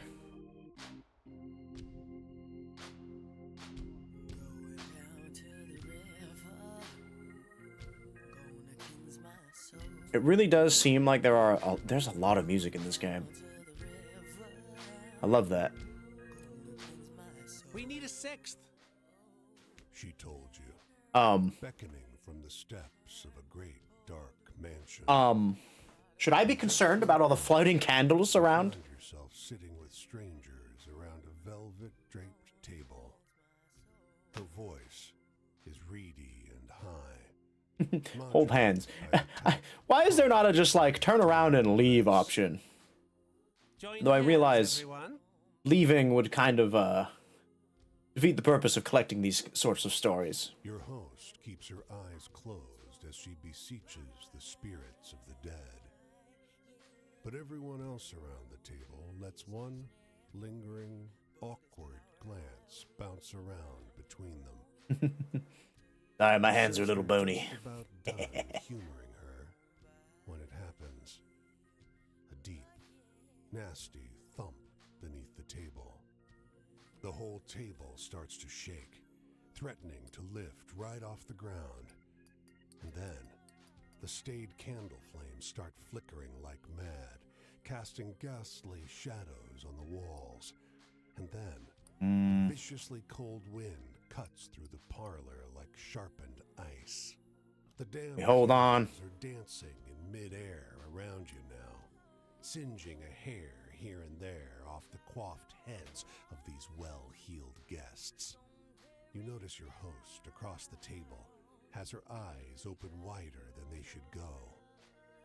A rivulet of blood dripping from her nose. Ooh, it changes from a travel story to whatever the symbol is. I need to actually like pay attention to what these symbols are so I can get a better understanding. How many travel stories do I have? I feel like I don't have that many. I don't think I have that many of these ones either.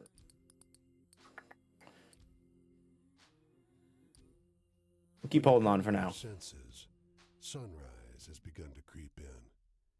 The parlor is empty, but for you and the woman in the old-fashioned dress, who slumped dejectedly over the table. He didn't show up. All that sound and fury, and no sign of his spirit. The seance. He's small for his age. Boy of 13 or so, sitting on an upturned bucket by the side of a tiny wedge of farmland. Oh, yes, the classic upturned bucket chair. As though by contrast, is massive. An enormous yellow-brown mutt. He's called Rover, the boy explains. Paul says he can't come with us. West. You notice the long they're red moving. truck on the yard, piled high with furnishings and trunks and bags and knots of rope to tie it all together. And upon all that, too, yet more dust and grit.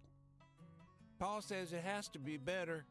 With one toe tip, he scratches a parabola on the dead, dry ground. Paul says we can't afford to feed Rover no more. Oh. You can't tell where the blonde of the dog's coat ends and the omnipresent dust begins. Same goes for the boy's hair. Will you take him? Rover follows you eagerly after you feed him the tiniest sliver of jerky. But a few hours later, he snaps to attention, as though hearing some distant noise your ears can't catch. The last you see of him are the markings left by his dirty pelt on the leaves of the underbrush. The boy and his dog. I mean, dogs do make nice travel companions. Quinn can attest to that. Whoa. Hi there, friend. These men lean against the wall of the hardware store, smoking and chatting. They wave you over. You hear this one before? They launch into a group recitation of the immortal seagulls interrupting one another in their excitement to tell it. Wait a second. You recognize this story. It's a story about the seagulls and the fishermen. Someone's added to it in the meantime, though. What do you think? Asked one of the men, eyes bright. You think it really happened? Of course. Well, I'm not sure myself, he replies, but damn, it sounds wild. Nice. The story in the seagulls. Or the seagulls and the fishermen. I don't know if I've told that story to anybody. That's funny. Oh, what's this again? Can I make money here? Or is this a sleepy thing? What's this? I lost something, or I gained something. I don't know. In the first communion... Oh, it's a first communion. Looks like a... Oh, looks like. And the foot... Wow, I can't read. My tongue be going, but not in the way that I wish it will. It's the first communion, looks like, and the photographers are struggling to keep up with the flow of family photos outside the church. Can you write? They demanded. For hours, you scribble names, take notes, and keep the line orderly. For an afternoon's work, pays very well. Oh, I got paid. Okay, I gained money. Nice.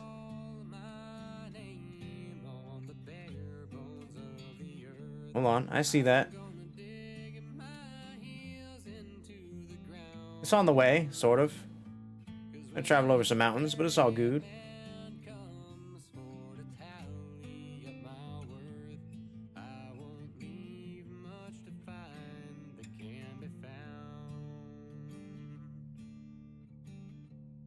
What's going on over here? I do see another city, though. Just on the horizon. Do want to go meet that other person. Whoever they be. The cave is really a man-made hole breaching into an earthen mound. What are you doing? Man, khakis dirtied by kneeling on the rough earth. Bro's got a skull hole. Little pile of skulls to the side. Readying these for sale, friend. For sale? He wipes his hands on his pants. This pile of skulls, clearly claimed from his enemies by an Indian chieftain, would be perfect for any cabinet of curiosities or sideshow attraction. Why, Okay. these skulls belong to no one. They're just here, lying under this mound, waiting for an enterprising soul to make something of them. Isn't this what America's all about? Oh, I don't know about that. Look deeper into the mound. Sunlight reaches that deep in, but you can still see the skeletal remains. Their heads carelessly removed, laying neatly in their excavated resting places, each one lovingly surrounded by stone effigies, earthenware, and copper plates in the shape of winged warriors. You pause and consider this small man, greedily arranging someone's remains as though they were a trinket for a mantelpiece. Make up a ghost story? Tell him to fuck off. We'll make up a ghost story. Crude and ridiculous. But he's a crude and ridiculous man. You have him run off the mound, sworn never to tell of what he's seen, for fear of monsters and ghosts. It's a small thing, but a kindness you hope. Grave robber in the burial mound.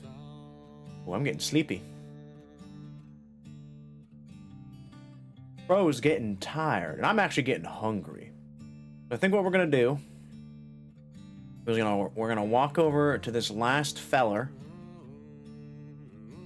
who's making camp outside of Savannah after I grab these other stories, and then we're gonna call it a day.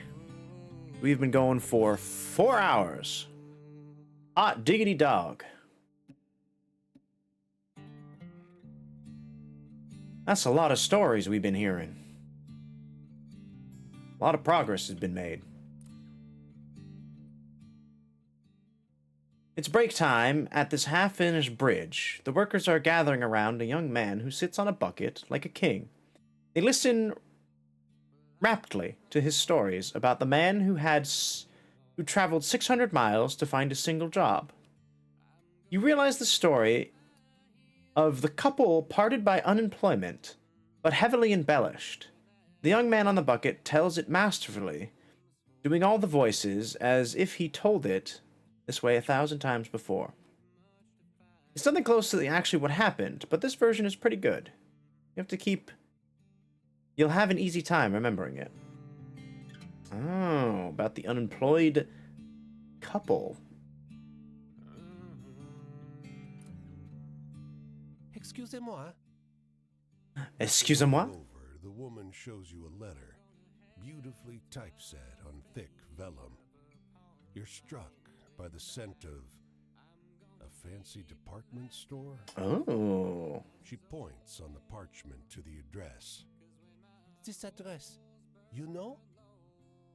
You are Take a closer dismayed look. to read the first paragraph. Lorem ipsum dolor sit amet. And the address under the monogram in the letterhead. 12345 Road Street, Anytown, USA. The woman blinks, hopefully, leaning close over your shoulder. Oh. Yes? You know this place? Poor woman. She's been tricked. Shit.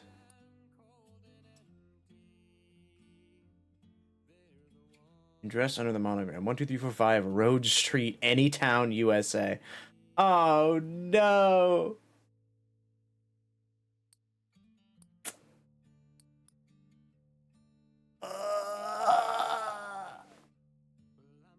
We'll let her down easy. This place doesn't exist, you try to explain as loud and slowly as possible.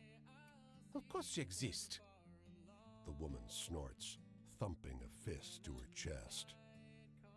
You struggle to make yourself understood, but the poor woman whisks the letter away and stomps down the street. Ah well, c'est la vie. C'est la vie. He sings as he works, his voice warm and soft as the late afternoon sun. Oh, Beer sweet. I think this is a Joy one. Recently cut sugar cane. There's a practiced, almost soothing precision to the way he works. He looks up. It's a man who's what? Geeks! What's up, geeks? Welcome in, Raiders. How's it going? I hope you've been well. Wait.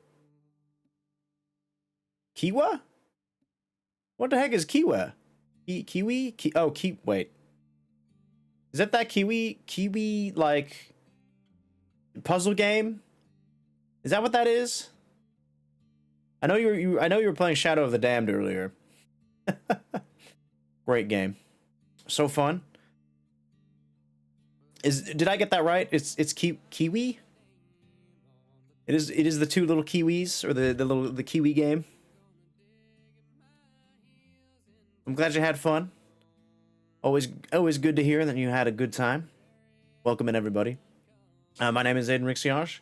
I'm a cursed portrait ex-monster hunting VTuber. You play as Kiwis and you work in a postal place. Oh, right. You're a postal Kiwi. It's very adorable. Hell yeah. We are currently playing a game called Where the Water Tastes Like Wine. Essentially, we just wander around and collect stories, and then retell those stories, because we lost a bet to a wolf. It's an interesting game, but it's got a kind of a charm to it. It's like the I'm trying to think of what time period this takes place in America. I guess it kind of depends on how far west I can get. But it's fun. It's a very chill game. So, you gotta take care of anything that needs to take care of. Good time to do it. We're actually gonna be wrapping up pretty soon. So I feel kind of bad. We're gonna get through this story, and then we're just gonna talk to one of the main characters. Kind of one of the, I guess. Yeah, what would you call it? 'Cause there are a bunch of people you can talk to, but there are like certain individuals that are, I guess, plot relevant. You just wanted to raid you? Oh, I appreciate that. We'll do what we can. Because we'll be sitting with them for a little bit. Making molasses, he says to your unasked question. I sell the blackstrap in town. Some of these stories are pretty wild. Bitter as hell. He grins. I don't know if I've ever had molasses. Smells strange. Asked to try some. Yeah, give me some of that. Got some set aside. He comes back with a murky flask, waving off any offer of It's supposed to be kind of sweet, right? Folks around here need what they can get. Makes a mean loaf of bread. He nods at the barrels. I'm about done filtering. Got to boil it next. Lend a hand? Yeah, we can help. Haul the barrels over to the metal boiler. I lost health! You pour in the juice and set the fire. It's hot work. He fetches water and dark bread, and you share the Or did I gain small health? meal and a smile. I can never tell with this game. It's good to find another who takes joy in honest labor. I always happy to help. The man who made molasses. You're welcome, sir. Alright, who be this? Jimmy! Evening there. You looking for a sermon or just a chat? Don't really Ah, matter, we're just a frankly. chat. First thing I ever learned behind the pulpit is that every homily is just a conversation. Is it me or is this guy giving me like Barack Obama vibes? Ain't as one-sided as you might think either. Preachers ain't shepherds, they're cowboys. They gotta run with the flock, keep them directed. Just his without fencing them cadence. in. So how about you take a seat and guide us somewhere? Lately, my journey's been pretty ordinary, just walking church to church. What about you? Been on any adventures? Oh, you have no idea. Oh, excellent. We do actually have one in every area now. Oh, this is the future. The High Priestess. Choice and morality. Oh, we got a bunch of those recently. Holy shit. Okay. Oh, he wants a thrilling story. All right. What kind of thrilling story shall we tell him? Maybe the story of the red creature in a fur coat in Detroit. That's kind of thrilling, right? Maybe. We'll see. Sorry, that kind of thing don't scare me anymore, if that's what you're going for. Oh, I guess it's more of a scary story. Luck? Forget about luck. Think about necessity. See, you focus on luck, you end up dreaming about what-if scenarios. But ain't nothing promised. You hear me? Instead, think on what you That's know fair. you can do, what you have to do, and learn to do it right. You must have seen some pretty wild stuff on the road. That's some pretty good What's advice. the most exciting thing you've seen? All right, fine. We'll give him the story about the buffalo. I know that's my most exciting story. Where is it? Nature. This one. The spirit buffalo who must protect I his swear I kind. ain't heard a story good as that in a long minute. Oh, shit. That story was so good, he immediately trusted me. Home? Never had a home. Not the way y'all talk about it. Usually it takes several stories. Pops and I had a little trailer for the summer. He was Damn, that one's become a powerful story Otherwise, then. It was a new floor every week. You must have seen some pretty wild stuff on the road. What's the most exciting thing you've seen? Well, I've already told you the most exciting thing. I've already seen it, and you ate that up. Let's see. What else could we tell? What else could we tell?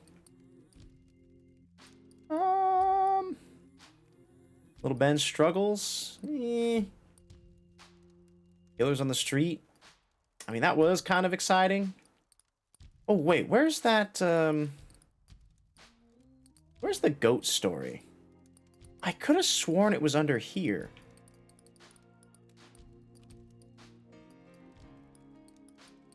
Where's... No. Can I only hold on to so many stories at once? Like, do I only get 3 per one of the, like, per thingy? And then they get replaced?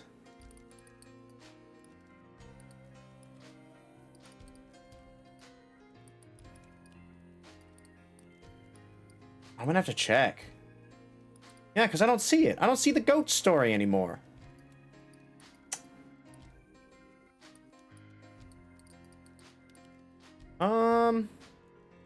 What, thrilling? You want another thrilling story?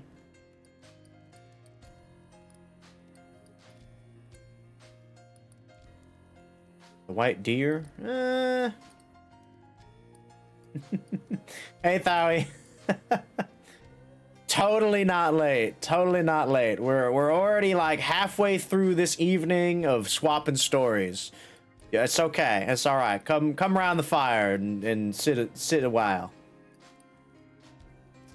How about this one? The Rider in the Woods. Huh. That one's trying to be scary, right? Don't work on me, I guess.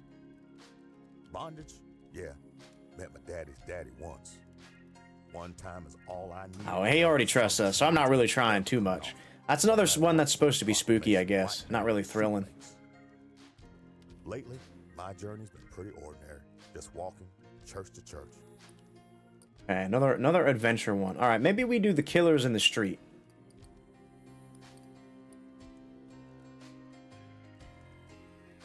Killers in the Street, the mob.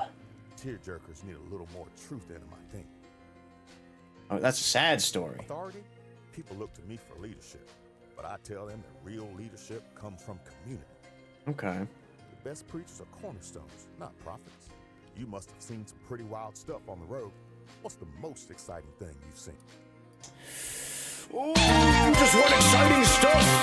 Me mind on fire, me soul on fire, feeling hot, hot, hot.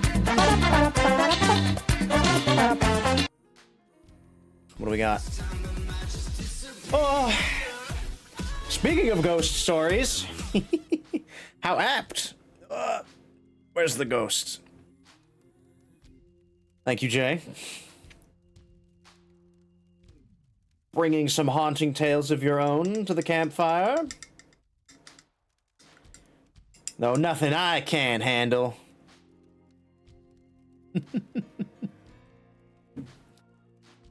Cheers, Jay.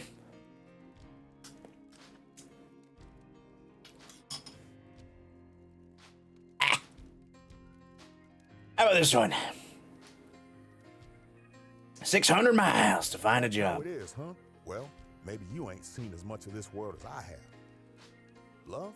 Well, I've had long, cold nights, and hot ones too. Paris was. Paris? Well, the point is, I'm the same as anyone else. But nah, haven't settled down yet. Too busy with another sort of love. Well, Up for the job? Moving on. I have a sermon give in the morning, and the church is a long night of walking that way. All right. Well, I mean, we got him to trust us. Blessed child, because even if you ain't, that's the only way you'll find your holy self. We met the preacher. And his chapter 2 is now available. Hell yeah. Jimmy's Parable. All right, how do we save this? Where the water tastes like wine, created by Dim Bulb Games. Oh, that's the credits. Okay, you sure you want to leave? Yes. Oh, it just exits. It just exits. Oh, I see how it is. Okay. So I'm assuming, I really hope the game just starts up and we'll resume where we were. We'll resume where we were, hopefully. Oh, this is one of those just auto save games. It's just constantly saving in the background, kind of dealio.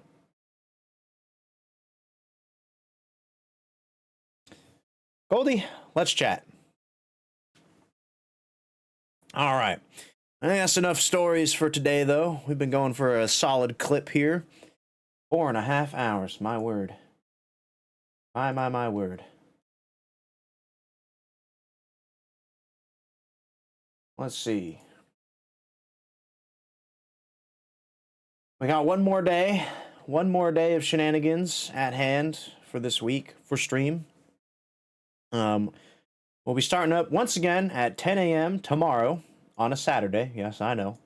That might be considered early for a lot of you. We'll be playing Stray Gods, the role-playing musical. Another kind of role-playing game. Apparently this one's considered a role-playing game. I could kind of see it. You make decisions. You are a character. You could be like good or bad. I don't know. But it's interesting. It's interesting. It is a very chill game. It's literally just you wandering around collecting stories and then retelling those stories and seeing what, how people react. Some of the stories can be fairly mundane. Others are quite wild and out there. As I was desperately trying to find the story of the goat, I happened upon a goat with wings that was by like a burnt down house. That seems pretty thrilling of a story if you ask me, but I couldn't find it. So I'm curious if there's like a maximum number of stories you can have per category. I gotta figure that out. We'll figure it out next time. So for now, let me send you off somewhere else. I have an idea of where we can go. How long have you been going? Oh, they just started. Okay, excellent. They haven't really been streaming like all that much recently, I think because of they recently got a new job and they've been dealing with grappling with scheduling and stuff. Getting back into the swing of things with a new shift and all that good jazz. Hello, cat. Oh my god, the cat has come back over. Pine for attention. I'm almost done, cat. I will go play with you in a minute, okay? Because I gotta go get lunch too. I'm getting hungry. We're gonna go raid the Nat-chan, who's currently playing the remake of Final Fantasy Rebirth? No, that's the title, you dingus. Final Fantasy VII Rebirth. It's the remake of Final Fantasy VII.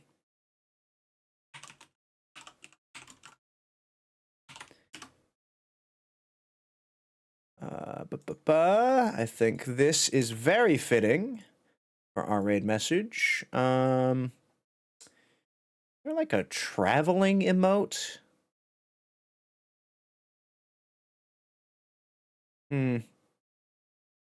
What signifies like travel? Maybe like a car. But we're not really going by car. We're literally walking everywhere. Well, we did travel by train a little bit. There are cars. Maybe you can travel by car. And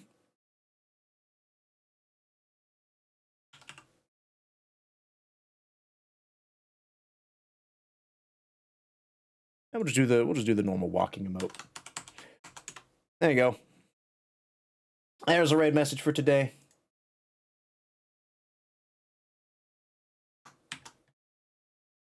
But thanks everyone for coming in. Geeks, thanks again for the raid. Super appreciate it. I'm sorry we weren't here for very long. But thanks for the streams. Yeah. We'll be here again tomorrow. Same time. Same bat time, same bat place. So I guess 4 hours in the past from now, we'll be starting up again. Different kind of game, but still same kind of vibes. That's what we like to do here on the channel. We're pretty chill. But until then, let's get this raid going. You can find me on all the socially do's and the Discord and all that good jazz if you're so inclined. Blue Sky, though, is probably one of the better social platforms. Figure out what I'm up to, what we're doing. if you don't feel like joining the Discord, which is totally fine. But until then, wherever you hang your hats, wherever you rest those weary souls, I wish y'all well. Have a wonderful rest of your Saturday. Until next time, ciao for now. It's not Saturday. Tomorrow is Saturday. The rest of your Friday. God. Having time off really screws with your brain, now don't it? The days all just bleed together. Friday. It's Friday. It's Friday. It's 2:17 p.m. on a Friday right now. Have a good one, everybody.